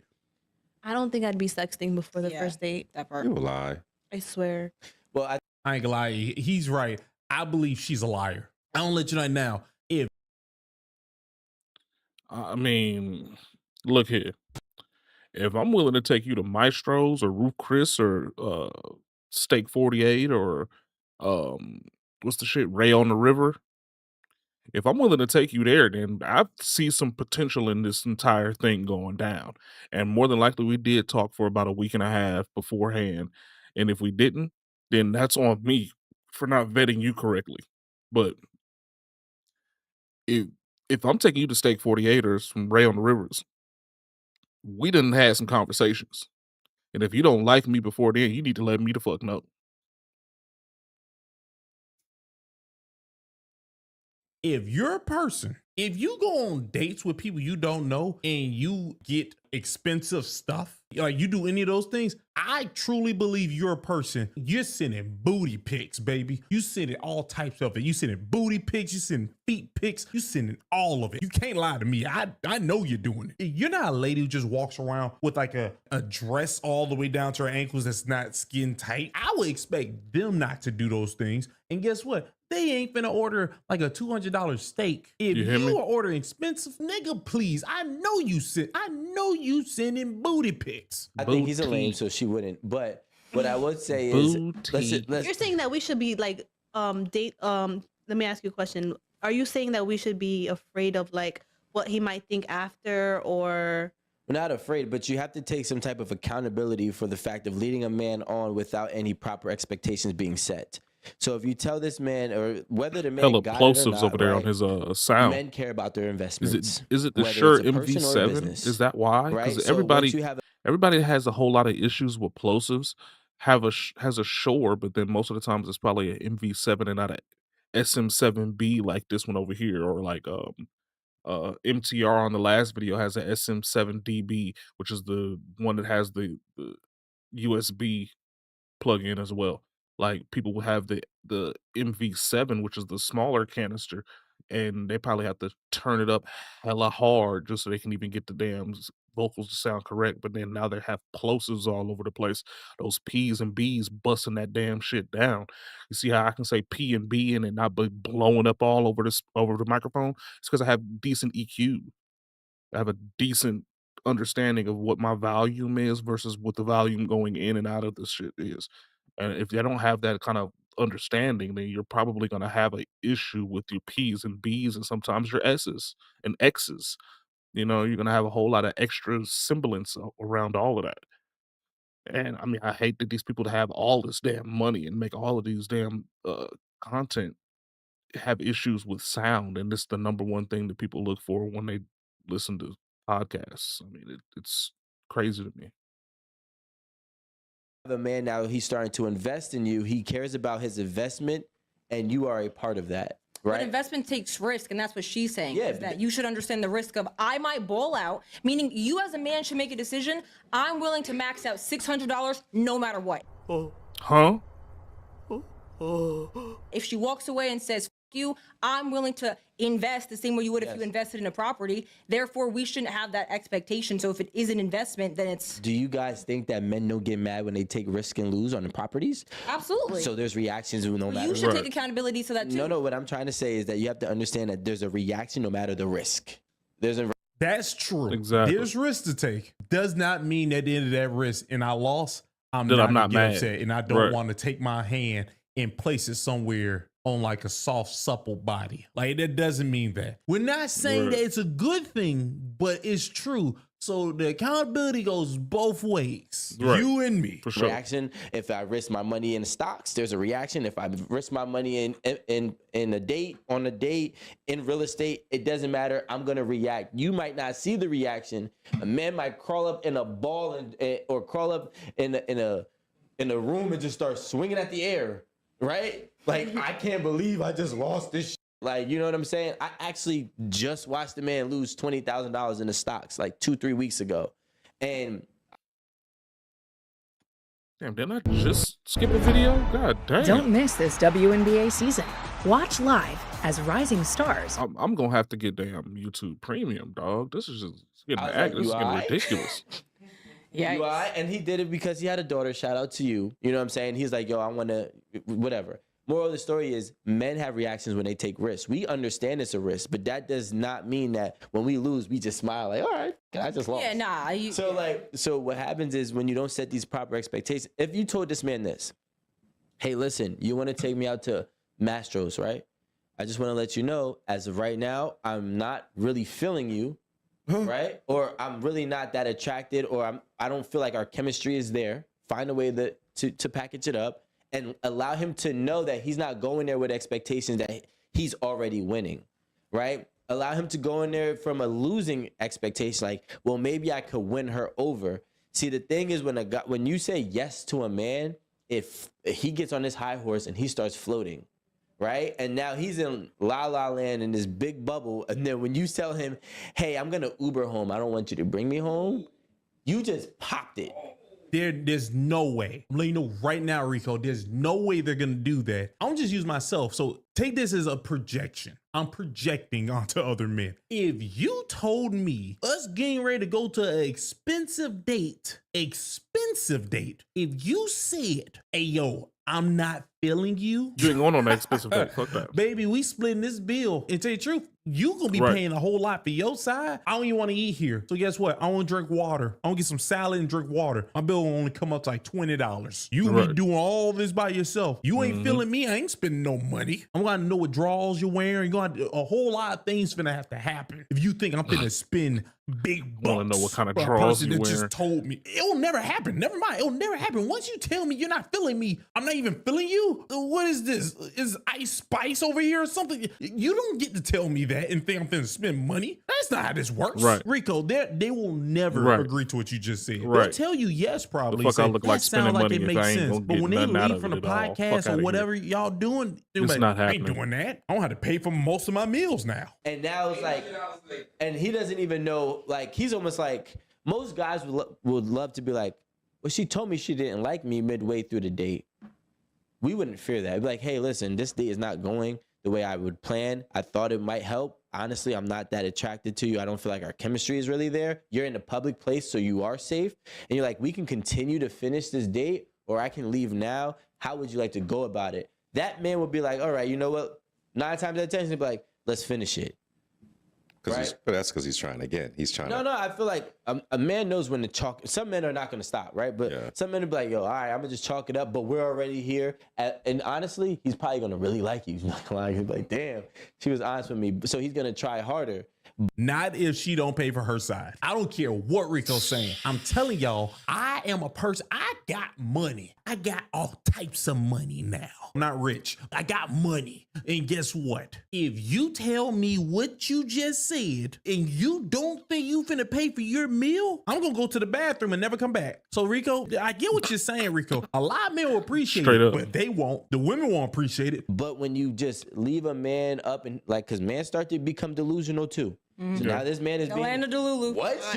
She just ordered 3 drinks. Hey, bro, she trying to get drunk. Bro, we lit. That's why that's the dangerous territory for girls, and that's why I tell girls like, bro, do not go into these dates with these men talking about, so I'm gonna go out and get a free meal, because like, bro, you're wasting somebody's time and money. Like, you need to be very upfront and communicate. Like, going and doing things like that with no intentions or feelings and like running it up. It's like, that's what women don't think about, is that perspective of like, you're really playing with a man's money and a man's ego, and I don't want to like, I don't want to be on the other end of that. So I think women definitely need to take more accountability of just speaking up and saying their feelings, but men should also take that responsibility, not risk that, hey, I'm willing to do this, either or.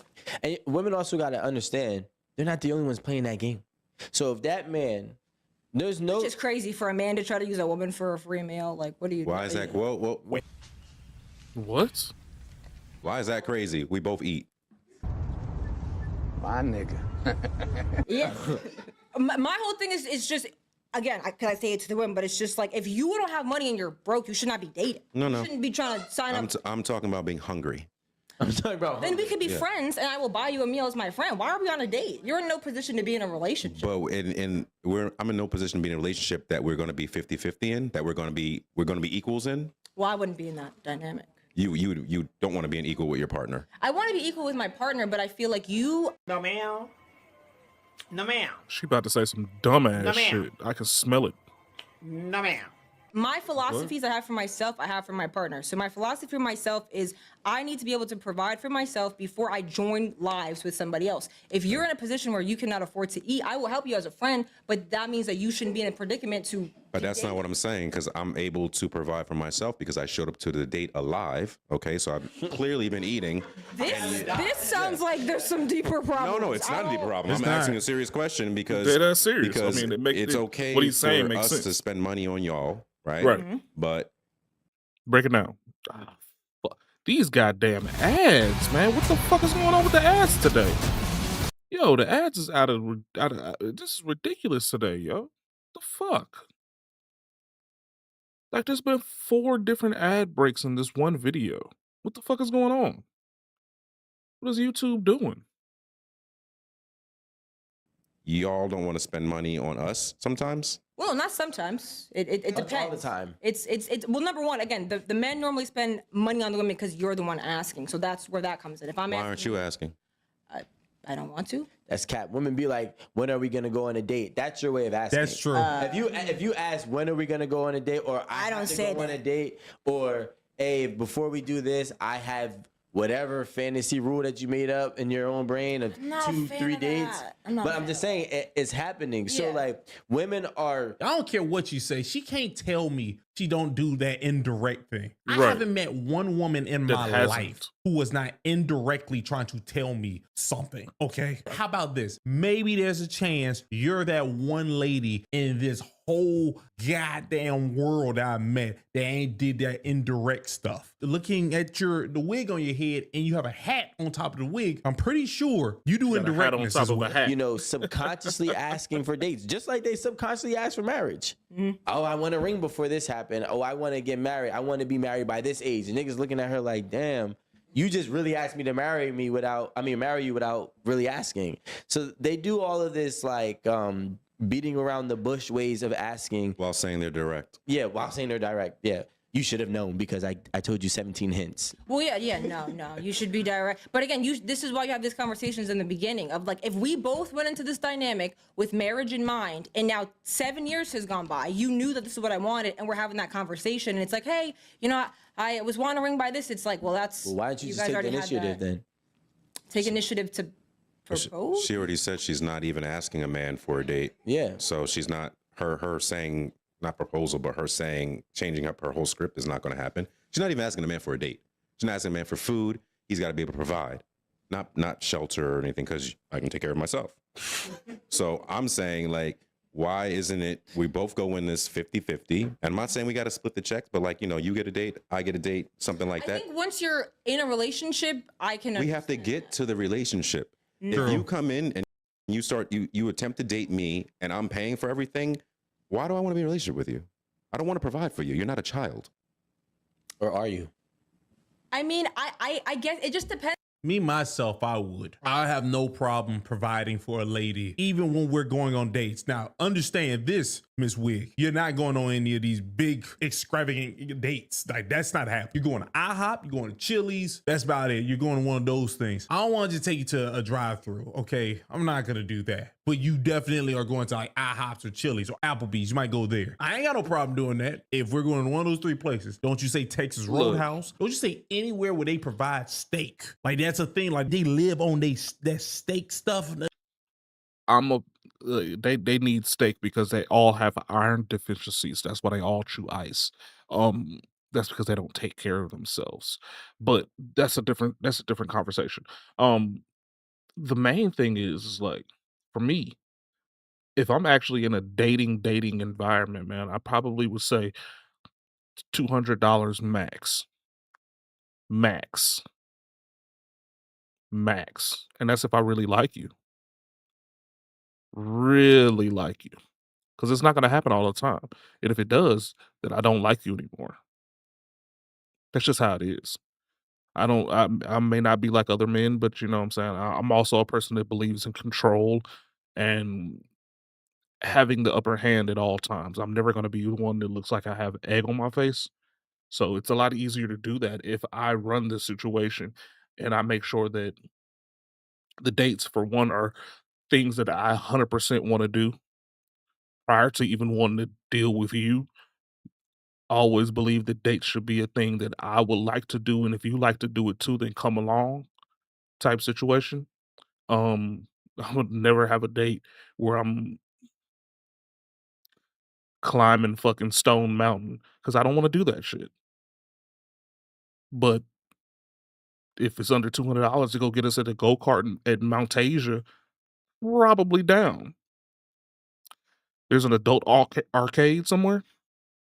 Excuse me. I'm down. You know, you want to go to Dave & Buster's? We could blow $200 at Dave & Buster's, have the time of our life. But it's got to be something that I want to do 100% without you. And then I would bring you along with it. That would be my idea of a good date. But $200 max, period. I don't give a damn. I don't give a damn. And if I got to do $200 every week, it's over with. I don't want you. You're expensive. You're a bill now. And for me, I don't need another bill.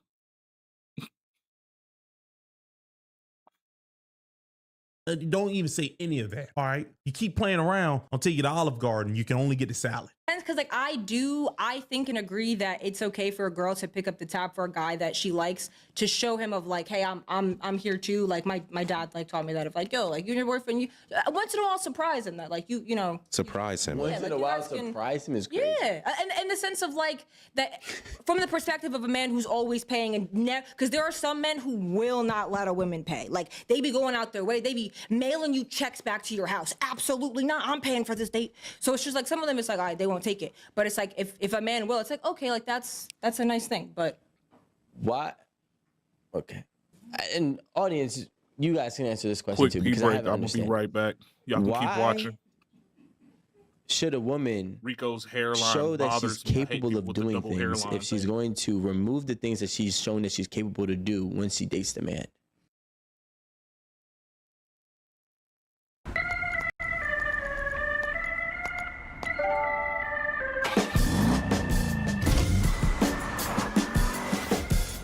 Come one, come all. BF Goodrich, what are you building for? At Capital Group, we take care when crafting our active ETFs so they can make a difference at the core of a portfolio. Because we don't fit molds, we prefer to cast originals. Capital Group, actively different, active ETFs. That's true. That was like a bar. That was true right there. well, you'd only be removing it based upon what are the agreements. The things. Yeah, like you go out to dates now, right? With your friends. Yeah. Do you split the bill? Okay. So you. Sorry, you like your friends too, right? Yeah, but my friends aren't trying to. Me. Okay, so it's the sex then. Yeah, there you go. Yes. I mean, yeah, I think with exclusivity to your body, there should be some type of. So you would give more to your friends in terms of monetary value than No. Technically, my dear, what you just said was your friends aren't trying to sleep with you. Your body is for money. You are spending your money on other people or spending your money on half of the thing with other people if they don't get your body. But if the person who sleeps with you, now they have to pay. Like, really think about what you just said. Now it sounds like your body is only for money. That's what it just sounds like. Now I might be wrong, but that's what it just said. I don't know how they set that up. They did a good job setting you up with saying that, but that's what I just heard. Well, I would pay money for dates with my friends, and I would pay money for dates again with my boyfriend. But in the courting period, if a man is trying, don't you listen to what she just said. She said that she was surprised her boyfriend. Surprise. My dad like taught me that of like, yo, like you're your boyfriend. You once in a while surprise him that like you know surprise him. Once in a while surprise him is crazy. Yeah. Because you only do it like once. I don't know when, like birthday. To tell me of, hey, I want to date you. I think during that period, you should then pay. After that, cool. Again, I'm saying I'm okay even in that period if I really like you. Of if I have an idea for a date, I'll pay. That's normally my philosophy. Meaning, if I say I want to go rock climbing and it costs $120 to go rock climbing, I will come to that date with $120 and I wouldn't expect you to pay because it was my idea. I'm asking you. But I think if the guy who most of the time is the one putting it together, then that's how it would be. All right, my question is, you said that weird. She said that very weird. Let me hear that again. If I have an idea for a date, I'll pay. That's normally my philosophy. Meaning if I say I want to go rock climbing and it costs $120 to go rock climbing, I will come to that date with $120 and I wouldn't expect you to pay because it was my idea. I'm asking you. But I think if the guy who most of the time is the one putting it together, then that's how it would be. How she said that, she used her words very wisely. That was word game she just said. She just told us she would show up with $120, not expecting you to pay. But if he pays, are you gonna stop him? That's what I didn't hear. I did not hear you say that if I introduced us going on to this date, I'm paying. I'm gonna have my $120 and I'm going to pay. But you just said you're gonna show up with your $120, not expecting him to pay, which means that if he does like the pretty much like the gender role, if he follows the gender role where he just pulls out money and start paying, you're not gonna stop him. Now, I might be building a narrative, but I don't think I am. I think you was just trying to be very specific with your words. And that right there, my friends, is like the indirectness. That right there is what that was. So she's not as direct as she's pretending she is. I got her. I'm like Inspector Gadget and Sherlock Holmes put together. I'm a problem. All right, my question is essentially, women like yourself want to be able to pay for their own ways as an adult. Right. Correct? Yeah. Now, that means you have to work or you have to find a way to get money on a weekly, daily, monthly basis, right? You're 26 years old, so let's just say you've been getting funds since you were 18, hypothetically. So for 8 years, you've proven to be a capable woman, adulting woman, or a woman that's able to adult, right? Now, the second a man comes in, whatever you've been doing, you are now removed those responsibilities from yourself, and he takes over those responsibilities. So the question that I have is, what was the purpose of even showing that you can do it or proving to yourself that you can do it when you ultimately don't want to do that? Yeah. Instead of maybe trying to study for 8 years on how to get the man that's going to do what you want him to do, versus you figuring out how to adult just so you cannot adult. That's true. I mean, I think you should figure out how to adult to just survive regardless of who you want to date. You have to just know how to take care of yourself. Because even if you're in a relationship and something happens to that person, it's like you need the skill set to be okay by yourself. So it's like if I'm a functioning adult, we get into a relationship. Me personally, I'm going to proceed on doing those skills. The only time that dynamic changes is if a man takes over that financial responsibility and then might say, hey, I want you to stay home. And now I have a different. Okay, so anecdotal evidence once again. I've seen people close to me take years off from work. They were, above water or whatever, but if you take that much time away from the working world, the workforce, it is exponentially harder year by year to get back into the workforce, period. It doesn't matter what field you're in, doesn't matter how much experience you have. There's so much changing in every single workforce avenue, every kind of job title, that if you take 2 years off, you're completely out of the fucking game for at least a year. Unless you go out there and go get recertified, you go get a new certification or something of that nature. There's no way that you're gonna have the exact same economic impact for yourself as you did if you were continuously working.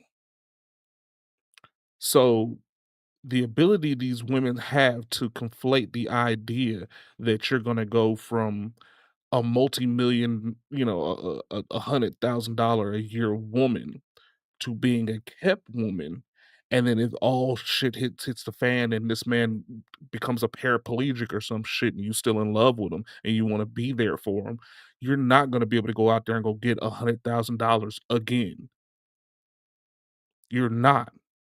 So why not be a continual part of the workforce, continuously at the exact same clip that you were when you were looking for the man, and just provide something of substance while you're there to keep the man?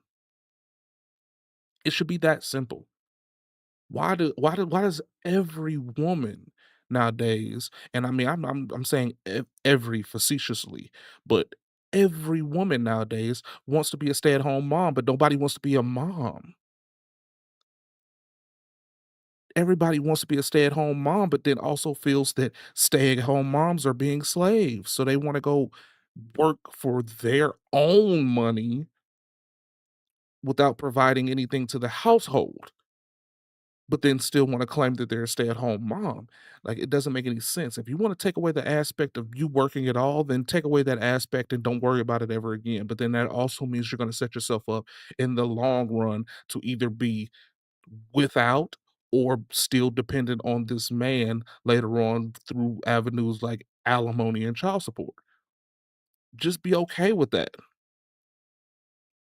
I personally ain't finna let no woman just be no stay-at-home mom. You can take some years off to make sure that this kid is good until it's time for preschool ages.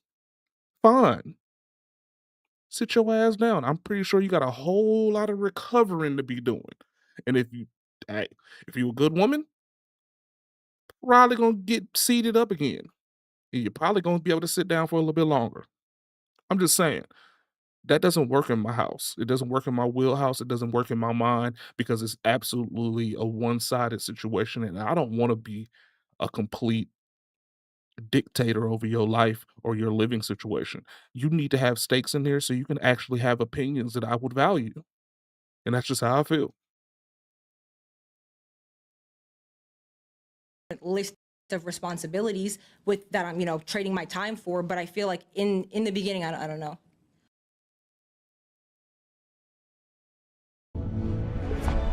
Find buzzer beaters and cliffhangers in one place. Get 100 plus channels of movies. Ads today. What does a high value man today's want? Wednesday? Why is there so many fucking ads Men, today? high value men. I'm a high value man. Yeah, I think Shit. so.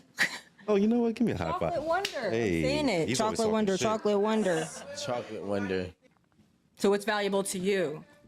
It's not subjective. We got to get away from subjective. It's subjective. You can't get away from subjective because every single person lives a completely different life every single second of every single day. Okay, let's understand one thing, guys, right? There's rules, okay? With rules, there's anomalies and exceptions. So and the only reason why those anomalies and exceptions exist is because they have been able to supersede or find a way to do everything that the normal masses cannot, right? Right. So the masses don't work on subjective. They work on probability and odds, okay? Your personal opinion is subjective. So when we talk about high value man, just because he's able to look at things and understand a woman's perspective, that might be your subjective opinion, but the actual masses do not describe high value as such. Okay, guys, I just want to make sure we're all on the same playing field. So the high value man, I would say. Are you speaking for the masses? I'm speaking for the high value. He just found a way to shit on me for being like pro woman. That's all. Yeah, I was like, I think a high value man there's layers to him, 100%. I think a high value man is somebody who's able to prove success within his life, and success overcoming obstacles within his life as well. So also success within finances. He's also able to establish respect amongst men and women and his peers, not one group, all groups. I think high value men stand firm and their boundaries and morals and principles do not waver. They are what they are. Those are men who live within their masculinity, but they are also been proven to be successful amongst multiple different areas of their life. Those are men that are high value to me, right? Those are men that we typically see are characteristics of the top 5% tile of men. That was pretty accurate. He didn't say how much money they made, but when he said it was successful, I'm pretty sure we can kind of put that money thing in there. So pretty accurate. Right? Those are the ones that I would say are high value. So those men are looking for a bunch of different things. So I would say there's two types of them. There's the high value man that wants to be the dominant, in control. So he's looking for obedience. And he's also looking for, I guess, flexibility within his woman. Then you have the other man who's looking for reciprocity. Now, it doesn't have to be finances, but it has to be whatever he values. So if he values you to be submissive, that or not submissive, but encouraging, those type of. No, you said it was submissive. Try to do this weird thing because they don't like that word. Just say it is submissive. Love languages that are intangibles, then he's going to look for that. The other men that are looking for reciprocity are looking for a woman who is capable of running a business or contributing to his business as well, or maybe having her own business that contributes to the vision. So when we're talking about high value men, I think there's those different things that those types of men are looking for, because they all possess, I would say, 3 main different prioritized characteristics. Rome. That shit, honestly, that shit sounded subjective to me. I know that I agree with some of the points, but I feel that as long as you're not hurting anybody and you stand on your principles and your morals and you have discipline, I think discipline is a major part of a high value man. Because I feel like I have discipline. I feel like high value man is based off of, because I just keep thinking of the term like high value, and I'm like, because you're talking about the masses, it's like whatever skills are considered high value, if you have those skills and you're a high value man. I think discipline is a very high value skill. You can change your life with discipline. So if a man has discipline, that would make him high value. So it depends on what skills you have. Yeah, but there's niggas that have skills. I mean, there's a nigga that has discipline in maintaining a $45,000 job. We cannot sit here and draw a line across and say, if you have these bare minimums, that gets you to the league. No. But if someone has discipline in one area, they can have the discipline in another. It's just up to them to shift it. It's the same skill set. They might not have area. the capacity that don't mean nothing. If a man has the discipline and he has all these things, which you just said, and he is at God dang it, man. has all kinds of stays. What the Because some fuck? love a sunny resort. Others? What the bruh? What? Bruh. I done had about 7 ad breaks with 2 ads apiece in one video. Like, what the fuck, bruh? What is going on with the ad reels? Like, did they bump up their AdSense more or something? Like, what? $40,000. The mass of women do not want him. He's happy. Pretty much all you just say is that we got a guy who is really happy. He's really happy with himself and where he's at. He's doing great for himself. That does not mean he's high value. Like high value, it really means what it is, the word. I don't need to explain it. This is why y'all really trying to really muddy up what high value mean, and it's weird. Stop doing that. It's already a thing. The rules were set. Comes with the next tier, which is why those men are not high value. They may be disciplined men, and we're not knocking their discipline. There's a reason why Kevin Samuels had levels to high value men. You know what I'm saying? He said the working class, the what does he call it? The Blue Henrys, the step above that, and then there's the high value men, and then there's entertainers and shit like that. There's a reason why he did it like that, because there's a delineation between the amount of money that you make and the amount of impact that you can actually put into the actual community, and inherently attract or subtract value out of that. I don't agree. Yeah, I don't believe that I'm a high value man, because I don't make high volumes of money. I just don't see it that way.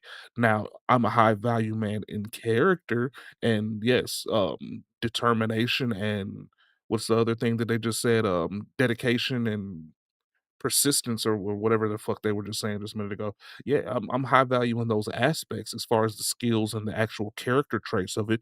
But have I gotten to a point where I'm actually high value as far as dollar amount? No. So I don't consider myself a high value man, to be honest with you. I'm probably considered like a blue collar Henry. You know what I'm saying? High intensity, but not quite there yet. You know what I'm saying?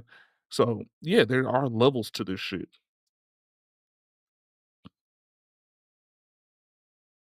Discipline, that's a great foundational characteristic that you need to become a high value man. But that's why it's also based on your success. And the reason is, first of all, becoming successful is extremely hard. Okay, we're not going to sit here and knock it. You're talking financially, or you're talking about this? Because everybody's success is different. Now, subjection doesn't exist. They're doing it again. By the way, I'm talking about no such thing as subjection. I'm talking about everything, right? So I'm talking about not becoming financially successful, but you've completely abandoned your morals and principles in the journey of becoming successful. I'm talking about standing with your boundaries, your principles, and your morals. This is what I will never do. This is what I would never stand for, and becoming successful with those. That's difficult, yes. Right? So, like, you know, how women and men both usually have to do, I don't say usually, but both get tempted to do things that they would never do or say that they would never do to get somewhere in their life, right? Now, if that happens, even if you get to the opposite side of success, you're still not high value because for certain things, you are willing to be too malleable, which is actually damaging to your character, your personal character, right? Now. Okay, I see what he's saying. When we're talking about, so that's why I don't want to take the blueprint to it and say that if you have some of the blueprint or you have even the blueprint, but you have yet to utilize it to actually obtain upper echelon success, you can't be considered a high value.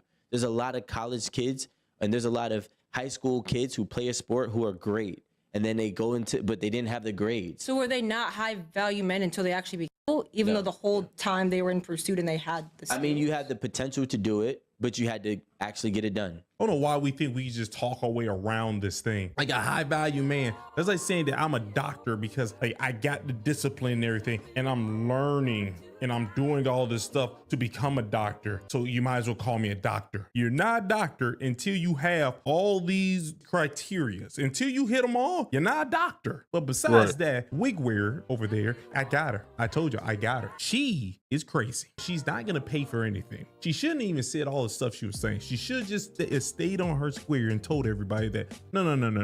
I don't care what guy or whatever, I'm not paying for anything. Rico was definitely correct to say, why in the world would you go through life learning to do all these things to take care of yourself independently? You learned all of it to just get with a guy and then throw it all away. Probably should have just been learning how to be a good wife or take care of people. That would have been a better thing. First one who stopped talking the whole video, she needs to calm down. If you already declare that you don't like somebody and y'all on a date, you should probably not try to finish the date and then try to justify in your own head saying that, hey, yo, he took me on a date, so, you know, I'm not gonna pay for anything, even though I'm not gonna talk to him again. You should be careful with that, my dear. Be careful with that. And that's why what Rico said, like, Rico, they're not going to do what you just said. That would be a great lady. That would be a great lady who do what you just said. But they won't do it. You forget about that. Oh, you know what that was? Oh, that doo-doo, man.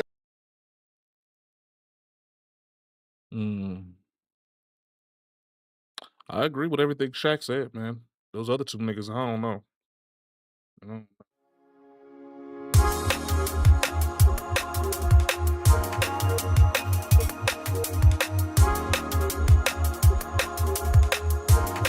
need to get an ad break in between the videos, even though I am making this video to let y'all know, please be safe and please be aware of your surroundings. Oh shit. Women in Cobb County, please be aware of your surroundings. I grew up in Cobb County. Ooh, what are they saying? Literally an hour ago, I was coming home from the movies, Kennesaw, AMC in Kennesaw. I'm on Ernest Barrett. Barrett Parkway. And there is a black Kia, a truck. It is a male in this truck, a male with dreads. Pulls up on the side of me in the Kia truck. Okay. I literally look at him. He looking at me, so I scoot up a little bit closer to the light. He also scoots up with me. Okay. At this point, I look back over at him, and he's reaching down in his passenger side. If you know me, you already know my anxiety already be on 10. So I'm like, what he reaching for? The light turns green. I speed through the light. I'm thinking he's trying to race because he then speeds up also, and he comes up next to me. He's trying to make sure he stays next to me. I braked, he braked. I got over, but at this point, he was in front of me, so he couldn't get over behind me or whatever. He stayed in front of me. At this point, I'm about to get ready to turn into my neighborhood. Mind y'all, something in my spirit was telling me, hurry up and get home. Hurry up and get home. As I'm turning into my neighborhood, or I turn my blinker on and I see he's starting to brake, in my mind, that's telling me he's trying to see what move I'm about to make. I turn into my neighborhood. I see as I'm turning, he makes a full stop in the middle of the road.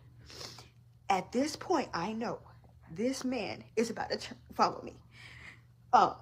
Sorry. So I turn into my neighborhood and I'm screaming to myself in the car, "Get home, Zanai. This man is following you. Get home." For one, any woman out here that's watching me, and I'm pretty sure I don't have any women, I have no analytics to justify any genders that are watching me or not, unless it's YouTube. Um, if something like this ever happens, don't go home.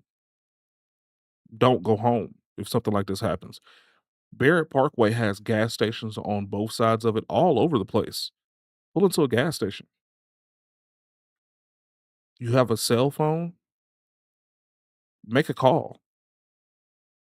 But pull into somewhere that's not your home, so now he knows where you live, and make a call to either a male friend, your father, or if you don't have either one of those situations, the police.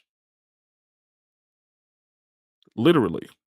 Take a picture of the car, take a picture of the car's license, and be as safe as possible. Don't rush home. So now they're looking at you running into your home in the car that they were following the entire time. So now they know exactly where you live. They can pull up whenever they want to type situation. There's absolutely no reason to do that. That is the dumbest fight or flight ever. Just be honest. I mean, just come on. Let's be real with it. Don't do that. Pull into the parking spot, like, y'all, I just reversed and I hop out the car. As I'm driving, I'm patting myself looking for keys. I cannot find the keys. So when I pull up to the house, I turn the car off, I grab my purse, I grab both of my phones, and I just run up to my door. My door is locked. I didn't even have the time, y'all, I'm sorry, but I didn't have time to like bang or nothing. I knew my parents were sleeping. As I turn around, I see him pull up right like at my walkway. So I have to stop her right there, guys. And I know you guys who are watching this, you're probably thinking the same thing I'm thinking. Like, why did she go home if she saw somebody was following her? Exactly. She felt someone was following her. Why would you get out of your car? Exactly. Ladies, I know your parents talked to you about this. I know y'all go through Makes absolutely no sense at all. things where you hear, don't ever do this. Your car is your greatest protection. Okay? Your car is your greatest protection. You got a cell phone, I'm assuming. She had two. This isn't the movies. She had two cell phones. I'm going to play the rest of this because I don't want to give too much of my thoughts on this. I immediately looked at the comments on this video. Well, for one, let's put it like this. This video right here in particular, she turned off all the comments because people were roasting her and just saying, like, why would she do something like this? You got a follow-up video that she does on here as well, where it's unbelievable the amount of women that were like saying it's crazy. It just leads me to believe that we're doomed with a lot of these women. The way they do, just how they talk, man. Just getting a logical woman is just hard to come by. But let's get back to the video. All I wanted was a zero minimum manufacturer, and then I found Tap Stitch. I started. Guys, shoot down the back stairs, and I shoot up the back side of my neighborhood. As I'm running, I'm running. If you know me, I ran track pretty fast. I'm running, and I see a lady with her porch light on. I go to her door, and I'm banging on her door. I'm asking her, please, like, can you please let me in? She's like, I'm not letting you in, but I'm gonna call the cops for you. I'm like, girl, screw you. I go to her neighbor, and he has a Ring doorbell. I'm ringing his doorbell. But at this point, my thought process is he has jumped out of his car and he is following me. I'm on foot, he's on foot. I need to find somewhere to hide. At this point, I will be blocked in by the two people's house I'm in between. So I take out of that, I run out of there, I run up further through the backside of my neighborhood, and I find a cut.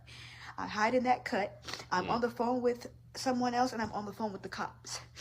As I'm on the phone with the cops, she's telling me to tell her what's going on. I'm whispering because I'm afraid that, like, the man is behind me or walking up on me. I didn't want him to hear me. So I'm ducked down, I'm talking, I'm on the phone, telling her what's going on. Both of my phones are lit up. I'm trying to send my location to somebody. I'm trying to lower the brightness, and I see a flashlight. I don't know, y'all.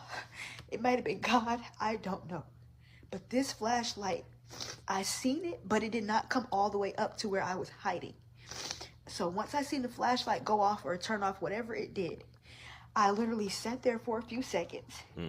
And I thought to myself, okay, you either finna sit here and this man finna walk up and see you and Lord knows what's gonna happen, or you finna run. I take off running again. By this point, I fall, y'all. My hand is all cut up. My knees are bruised up. Not too bad because I didn't fall too bad, but my ankle, foot is cut up. So I take off running again. As I'm running, I realize, I look around, mind you, I'm in shock. I'm realizing I'm at the front of my neighborhood. Now my thought process is, okay, I took off running. Did this guy go back to his car, and is he now trying to leave the neighborhood? If he's leaving the neighborhood, he's going to see me. Man, listen. I guess all common sense went out the window with this young lady. I don't know how old she is. She said she's still living with her parents. She went to the movie theater, had your cell phone, didn't once try to use your cell phone, didn't once try to call. And these are the stories you hear from women. Now, I could see if you were in the house with the guy and the guy was doing whatever, but you were in your own vehicle, which is, you got your own protection in this vehicle. You Right. can ride around, you can go to a public place, you can go to the police Right. department. Hell, you can call the police and say, this guy is following me, things like that. Exactly. But you decide to do everything that you see in a scary movie or a horror movie that white women tend to do, right? And I'm not saying that, but this is typically what you see the leading white woman do in the movie. And how she's describing it, she's almost describing it as if like a white woman running from a black guy. Like, this is insane. That's why you heard a lot of people say that they thought that this story was cap, and it still sounds kind of cap, if you will, because it just doesn't make sense. These are all the things that go into a movie that don't make sense. Next, you go say my cell phone, and she finally called the police after she jumped out the car and is running from this guy, is insane to me. And the amount of women that were in the comments on the video, like, oh, you don't know what you'll do in the situation. You don't know what you'll do. I know that I'm not I gonna ain't get out finna of do my that car. shit. I know that I'm gonna call the police. That's common. Tell your daughters that. Call the police. Isn't that the number? Like, I don't know, guys. In the front of the neighborhood. So I take off and I run into a big field near my house. I run into the big field. Wow. I'm still on the phone with the cops. I'm running. She's on the phone like, ma'am, I know you're in the field, but you cannot just stay in the open field. You have to find somewhere to hide. So I run behind a dumpster. I'm hiding behind a dumpster. And I'm on the phone with the cops. I'm asking her how far are they. She's not telling me anything. She's just steady asking me questions, which I know is their job, but that is annoying as shit. So, sorry, I'm still so shaken up. I'm sorry, but you shook yourself up. We live in Georgia, baby. At 16 years old, you can go get your ass a handgun and protect yourself from any danger. Now, with all the actions that you just presented, I'm pretty sure that you wouldn't be deemed worthy of owning a handgun, because I mean, this just seems like you just did everything possible besides the one thing that would have been possible, which is drove your ass to a goddamn Quick Trip, which there's about 6 of them on Barrett Parkway between Kennesaw and wherever the hell that you wanted to go. If you went down to Kennesaw AMC and you're going down Ernest Barrett Parkway, I guarantee you were going further into Cobb County, which is probably Marietta, Mableton, and Austell area, where there's 1,000,000,001 businesses that stay open past 10 o'clock. Open doors. You could have went into a Quick Trip, Racetrack, Walmart, anything. Just went inside. That way that man didn't know where you lived at. You could have clutched your purse up with your hand in your purse, and he would have thought that you had a gun, and he would have left you alone because everybody out here has guns. You could have gave the impression that you did. Or you could have just set your ass if you were so terrified to where you just had to go to your home and you were thinking that your home would be in the best situation, you could have set your ass in the car at the front of the neighborhood or in front of your house, in front of your neighborhood. I don't know why those balloons just came up, but you could have set your ass in the car and called the police. Why was calling the police the 8th thing on your list to do when trying to get away from a person that's a potential threat? That would have been the first thing. I think there's a dude following me. I should call the police and let them know that I think there's somebody following me. I should tell them that I'm gonna drive until I get to a Quick Trip. Every Quick Trip in Atlanta or Georgia is practically 24 hours. Every last one of them. We're known for having Quick Trips.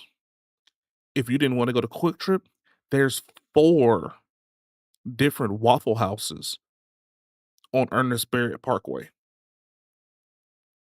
You could have went to a Waffle House. They would have beat them niggas up. They would have beat that nigga up. Everybody knows that Waffle House is a PvP arena. Like, as soon as you enter a Waffle House parking lot, you're entering somebody's genjutsu. Somebody there is the master of martial arts of that area. It's a gym leader aspect. As soon as you step on any wall or any Waffle House grounds, somebody there is a gym leader. I guarantee it. Somebody there is a gym leader, and they run and govern this entire area. There's no reason for you to think that you had to go home to let this man know where you live and then run for your life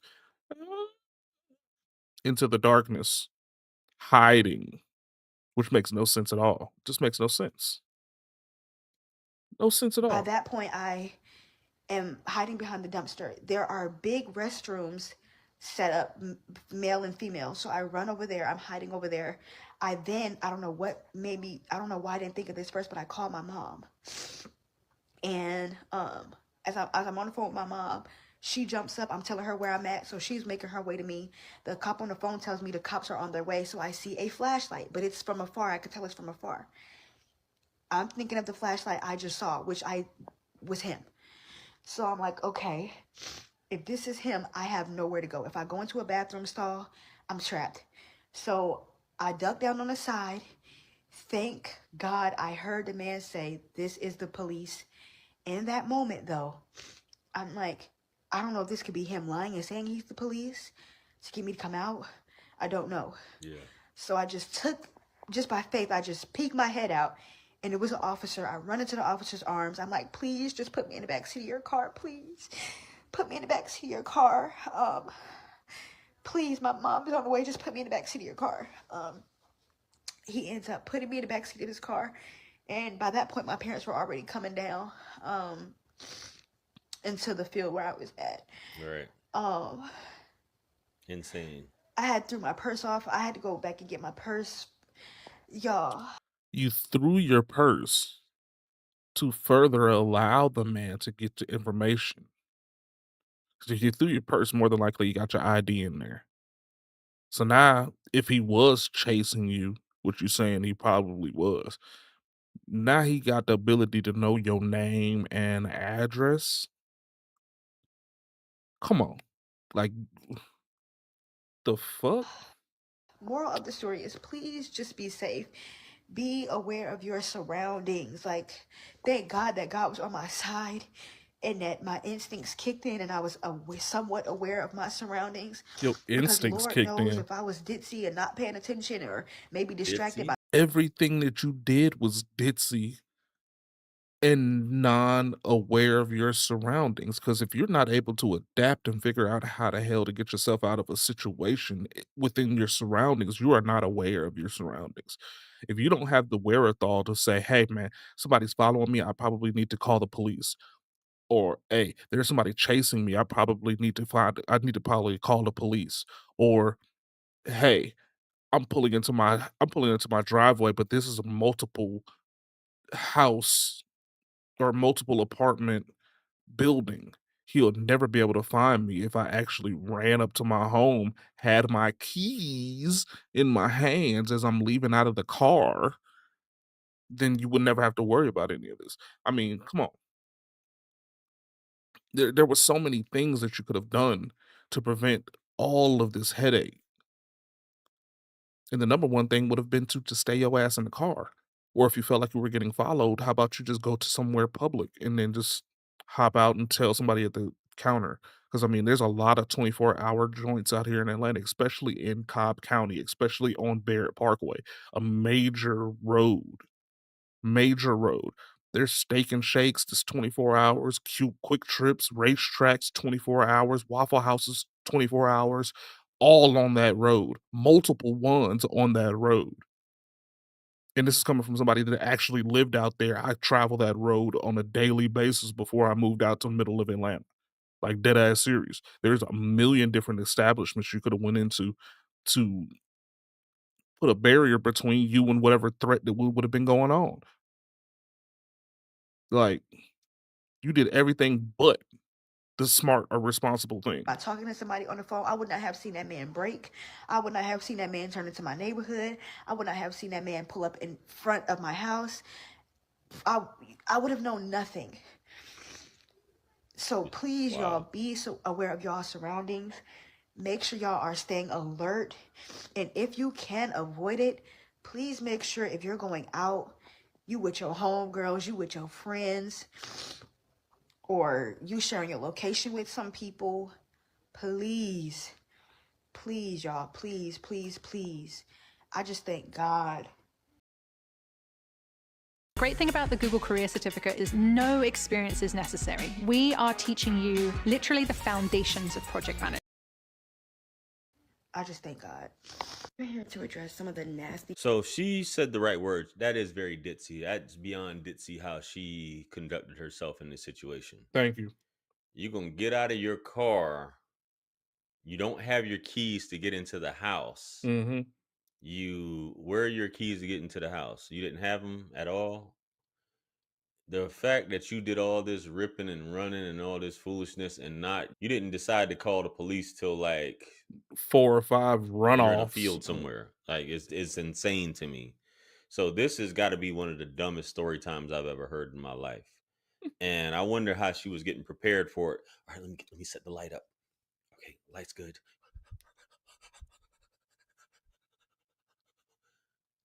Okay, guys, I went from AMC in Kennesaw, and I was driving, and a black Kia pulled up next to me. It was a guy with dreads, and he pulled out in front of me, and come on, bro. Like, how dumb are you? I know the ladies are going to hate me for saying this because y'all want to be given so much latitude on all the dumb things you guys do.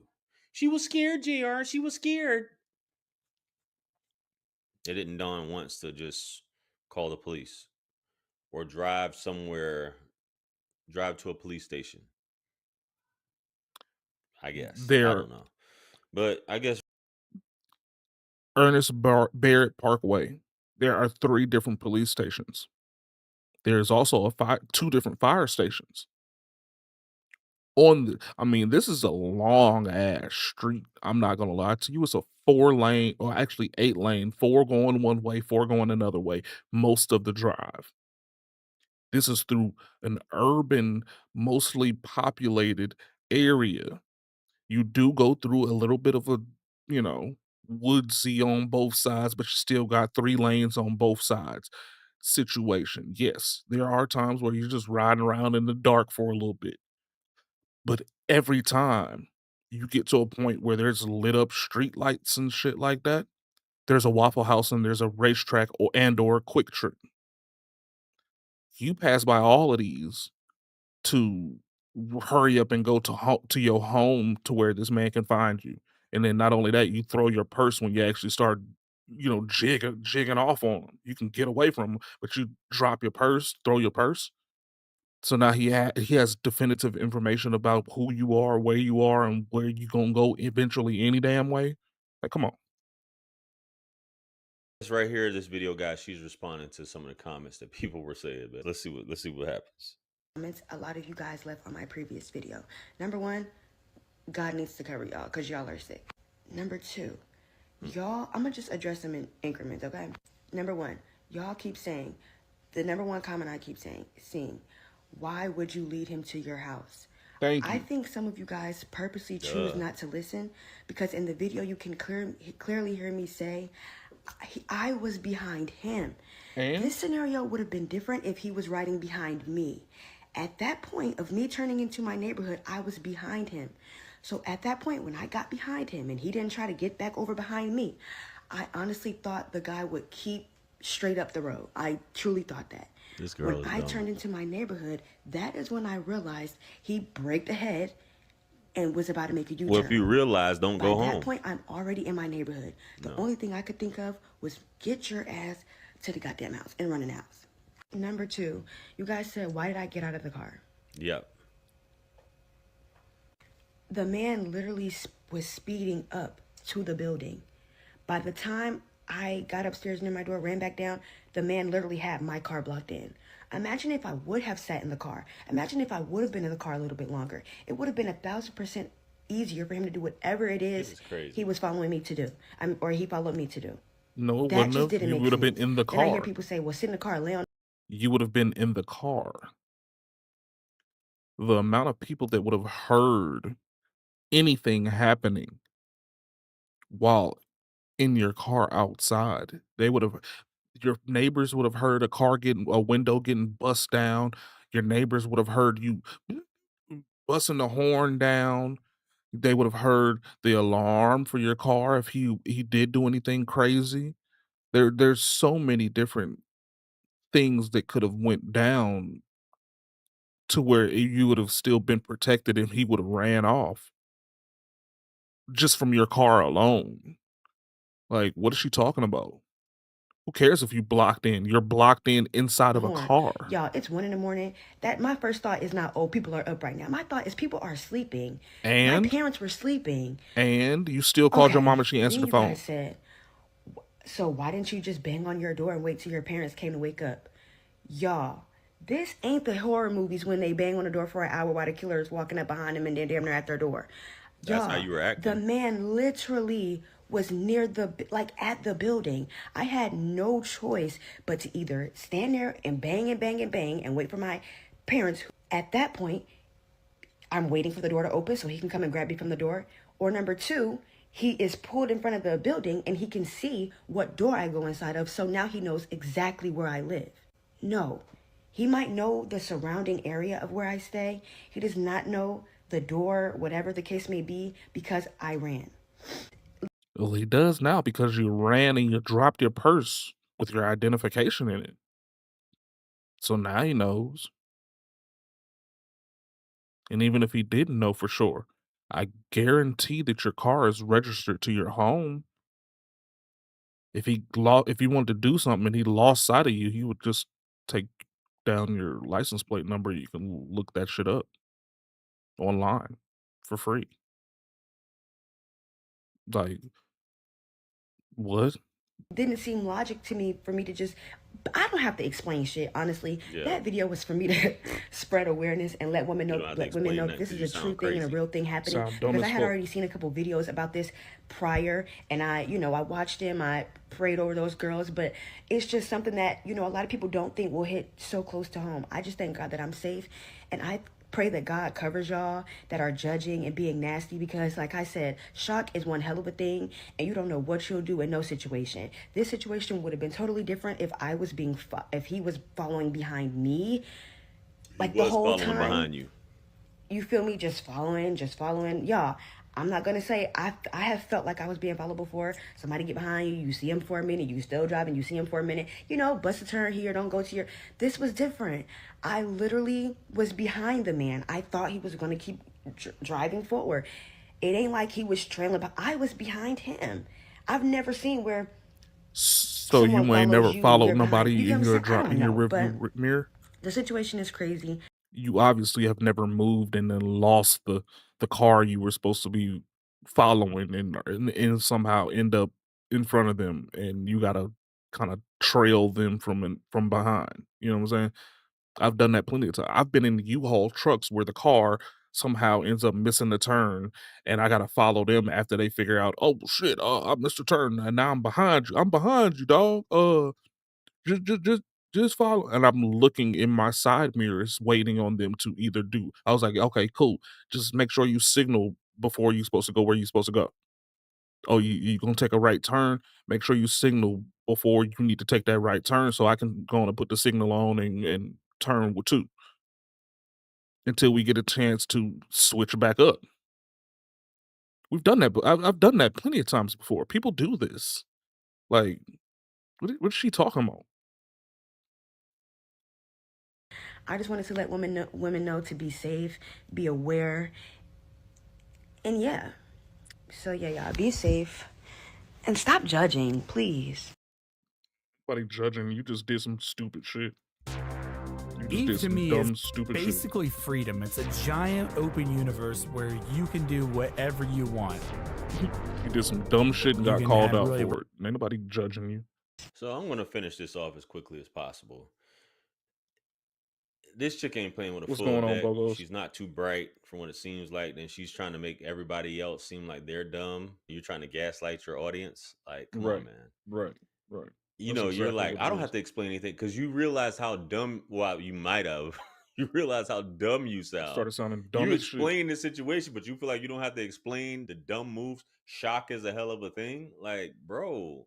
And all the ladies, the amount of women, and I'll have her information linked here. You know, she turned off the comments on the first one, but the second one.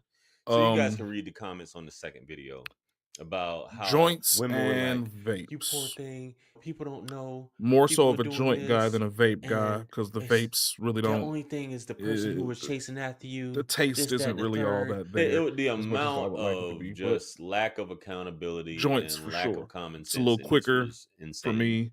I It just gets don't me where I know. want to go. Now, another thing that you guys may not know, Yeah. right? And this is if you ever come to the Atlanta area or I don't really Georgia, ever but do specifically bongs. I mean, the yeah, Atlanta bongs and blunts metropolitan too and much. surrounding area. Kennesaw is just outside of Atlanta. Atlanta. Yeah. I don't. The vapes don't really do. I can feel the high, but it doesn't get me to that point where I'm like, yeah. And you know, I'm cutting down on my smoke, so the aim is to get high enough to ride out the ride until I need to get high again. You know what I'm saying? But of course, I use this mostly for medicinal situations. I have extreme social anxiety, so when I'm out and about amongst people, I am extremely reclused. This helps me out with at least easing into dealing with the multitude of people that I deal with on a day-to-day basis at work. So yeah. A bong would get me extremely way too damn high and I wouldn't want to do any damn thing. Blunts and joints probably are the best situations for me personally. But you know, since I can't really smoke inside of my home anymore because of HOA or whatever, vapes work out for when I'm just at the house for a long period of time. You know what I mean? But I'm definitely a blunt and joint type guy. Bongs just I wouldn't mind having a bong, but it's just eh. It just gets me too damn high for whatever I want to do. You know, that's just how I feel about it.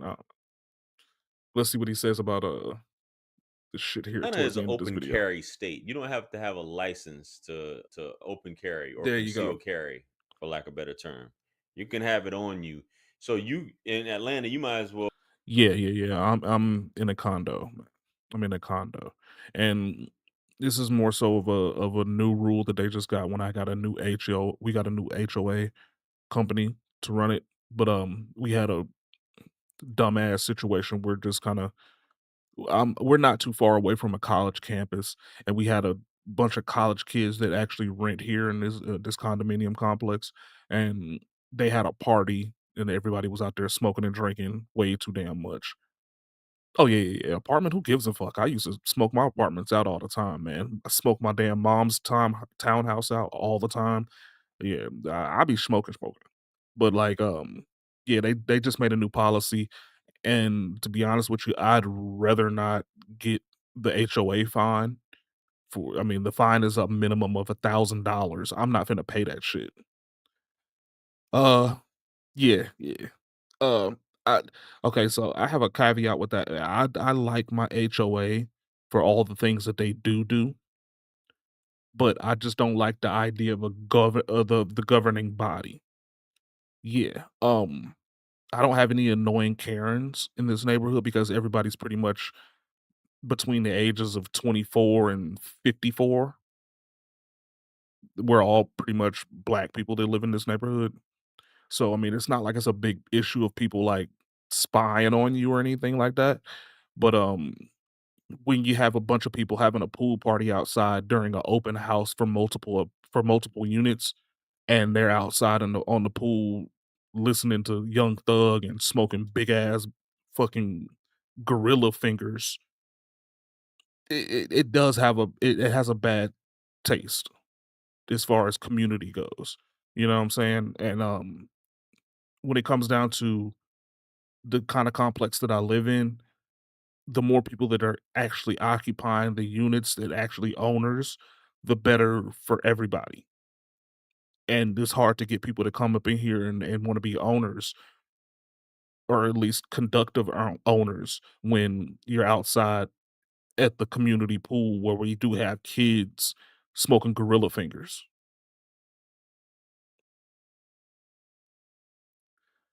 Yeah, now that's crazy as fuck. I would never have a standalone home where HOA was actually gonna be present. That doesn't make any sense at all.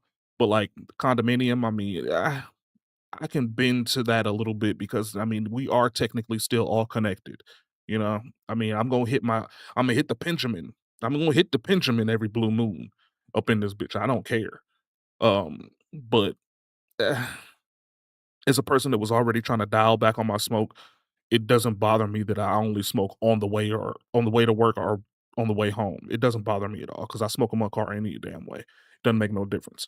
It would be great if I could smoke my morning blunts at home in the house while on stream like I did before back in the days. It would be cool, but I mean, it doesn't bother me at all because, I mean, honestly, that $1,000 fine scares me a little bit more than not being high before I get on the camera.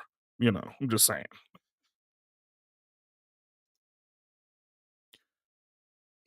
But overall, I mean, if my HOA didn't do anything besides bitch and complain, I would have I would be I'd be pissed as fuck too. But um I I don't really have balcony.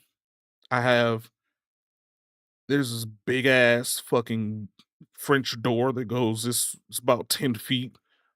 It's 3-door deal.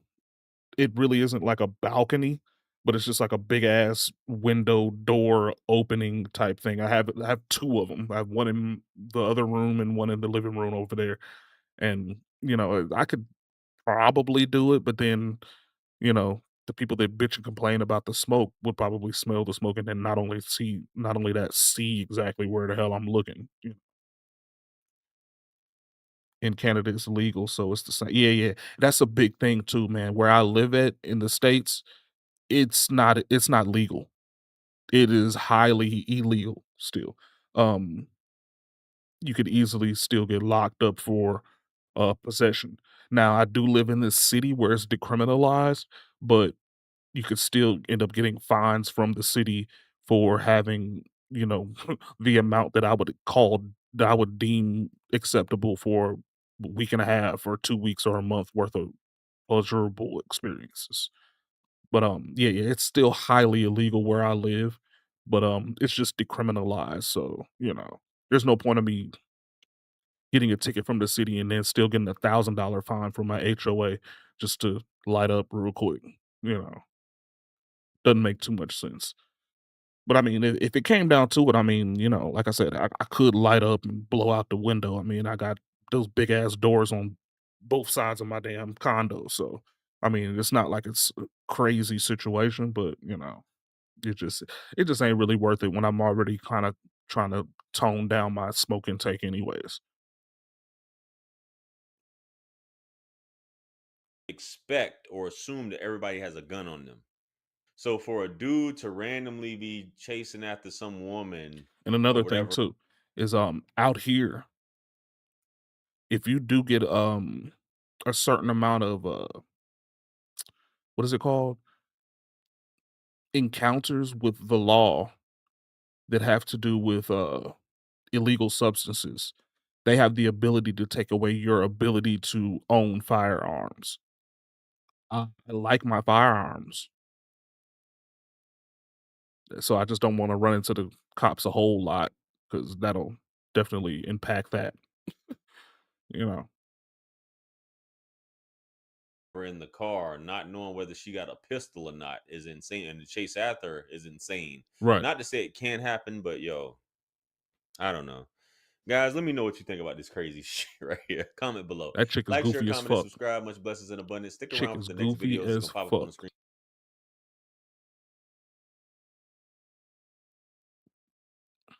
Next video.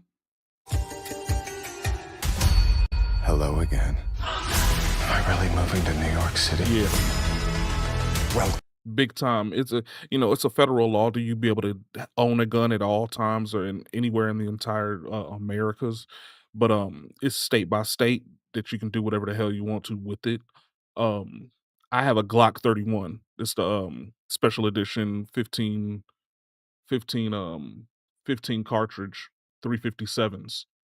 Um, nothing crazy at all. But that's the only gun I have currently. I got rid of my shotgun a while ago. But yeah, Glock 31, 357 caliber with a 15 plus one.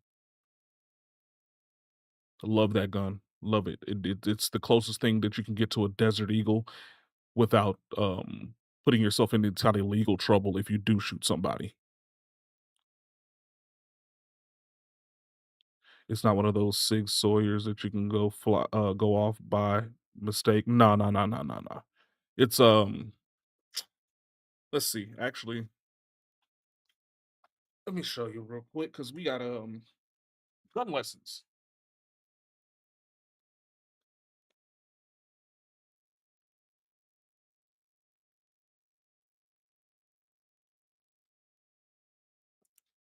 Gun lessons. Nah, this is Glock 31, big boy. 357, 15 mag or 15 bullet mag. But no, no, no.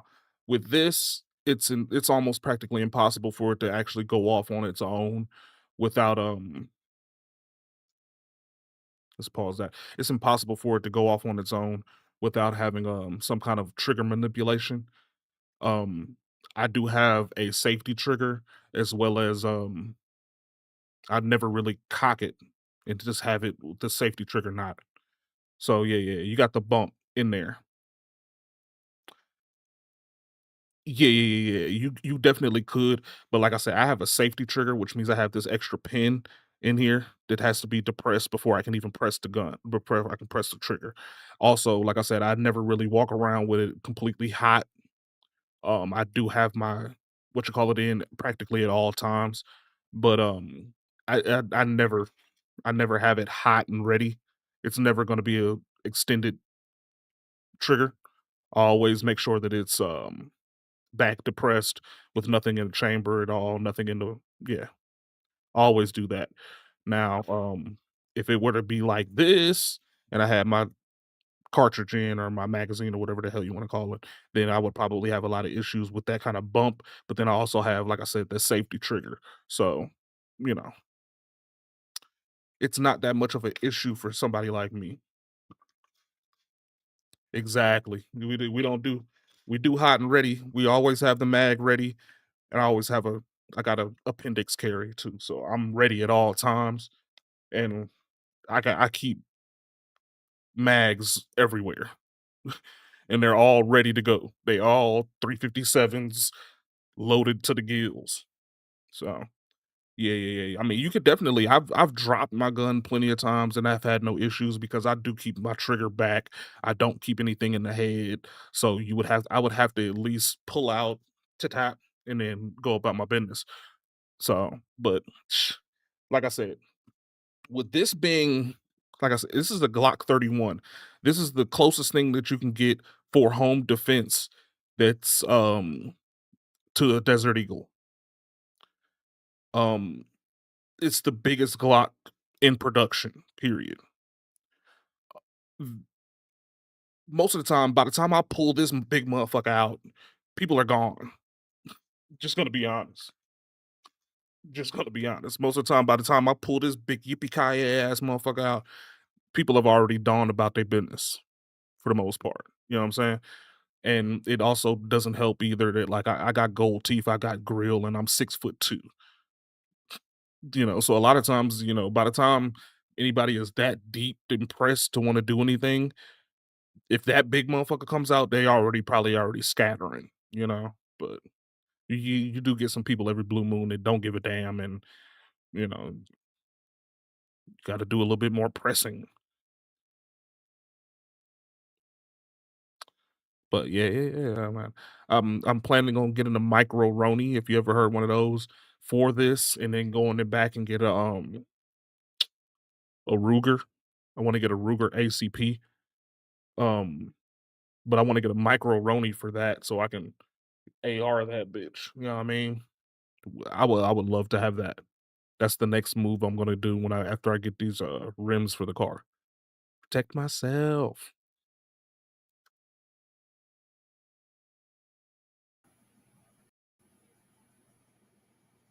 Salute to the MABW team. I'm back with another video. Whoa, he Let's loud. get right into the clown show. He loud. Hello? Hey, what's going on? Hi, sir. We can't talk to you while you're driving. Can you pull over? Yeah, I can pull over. Okay. Safety first. Yeah, that little I'm in the Caesar's parking lot. Glock, I was man. already ready. Unlike homegirl, I was ready. I'm ready. Shit. He was ready. I'm ready. Look. What's your name, sir? Pittsburgh, My real name quick. is Tone Love. I feel like you got a little attitude or something. Like you got something you want to get off your chest. Not at all. I'm just funny like that. Okay.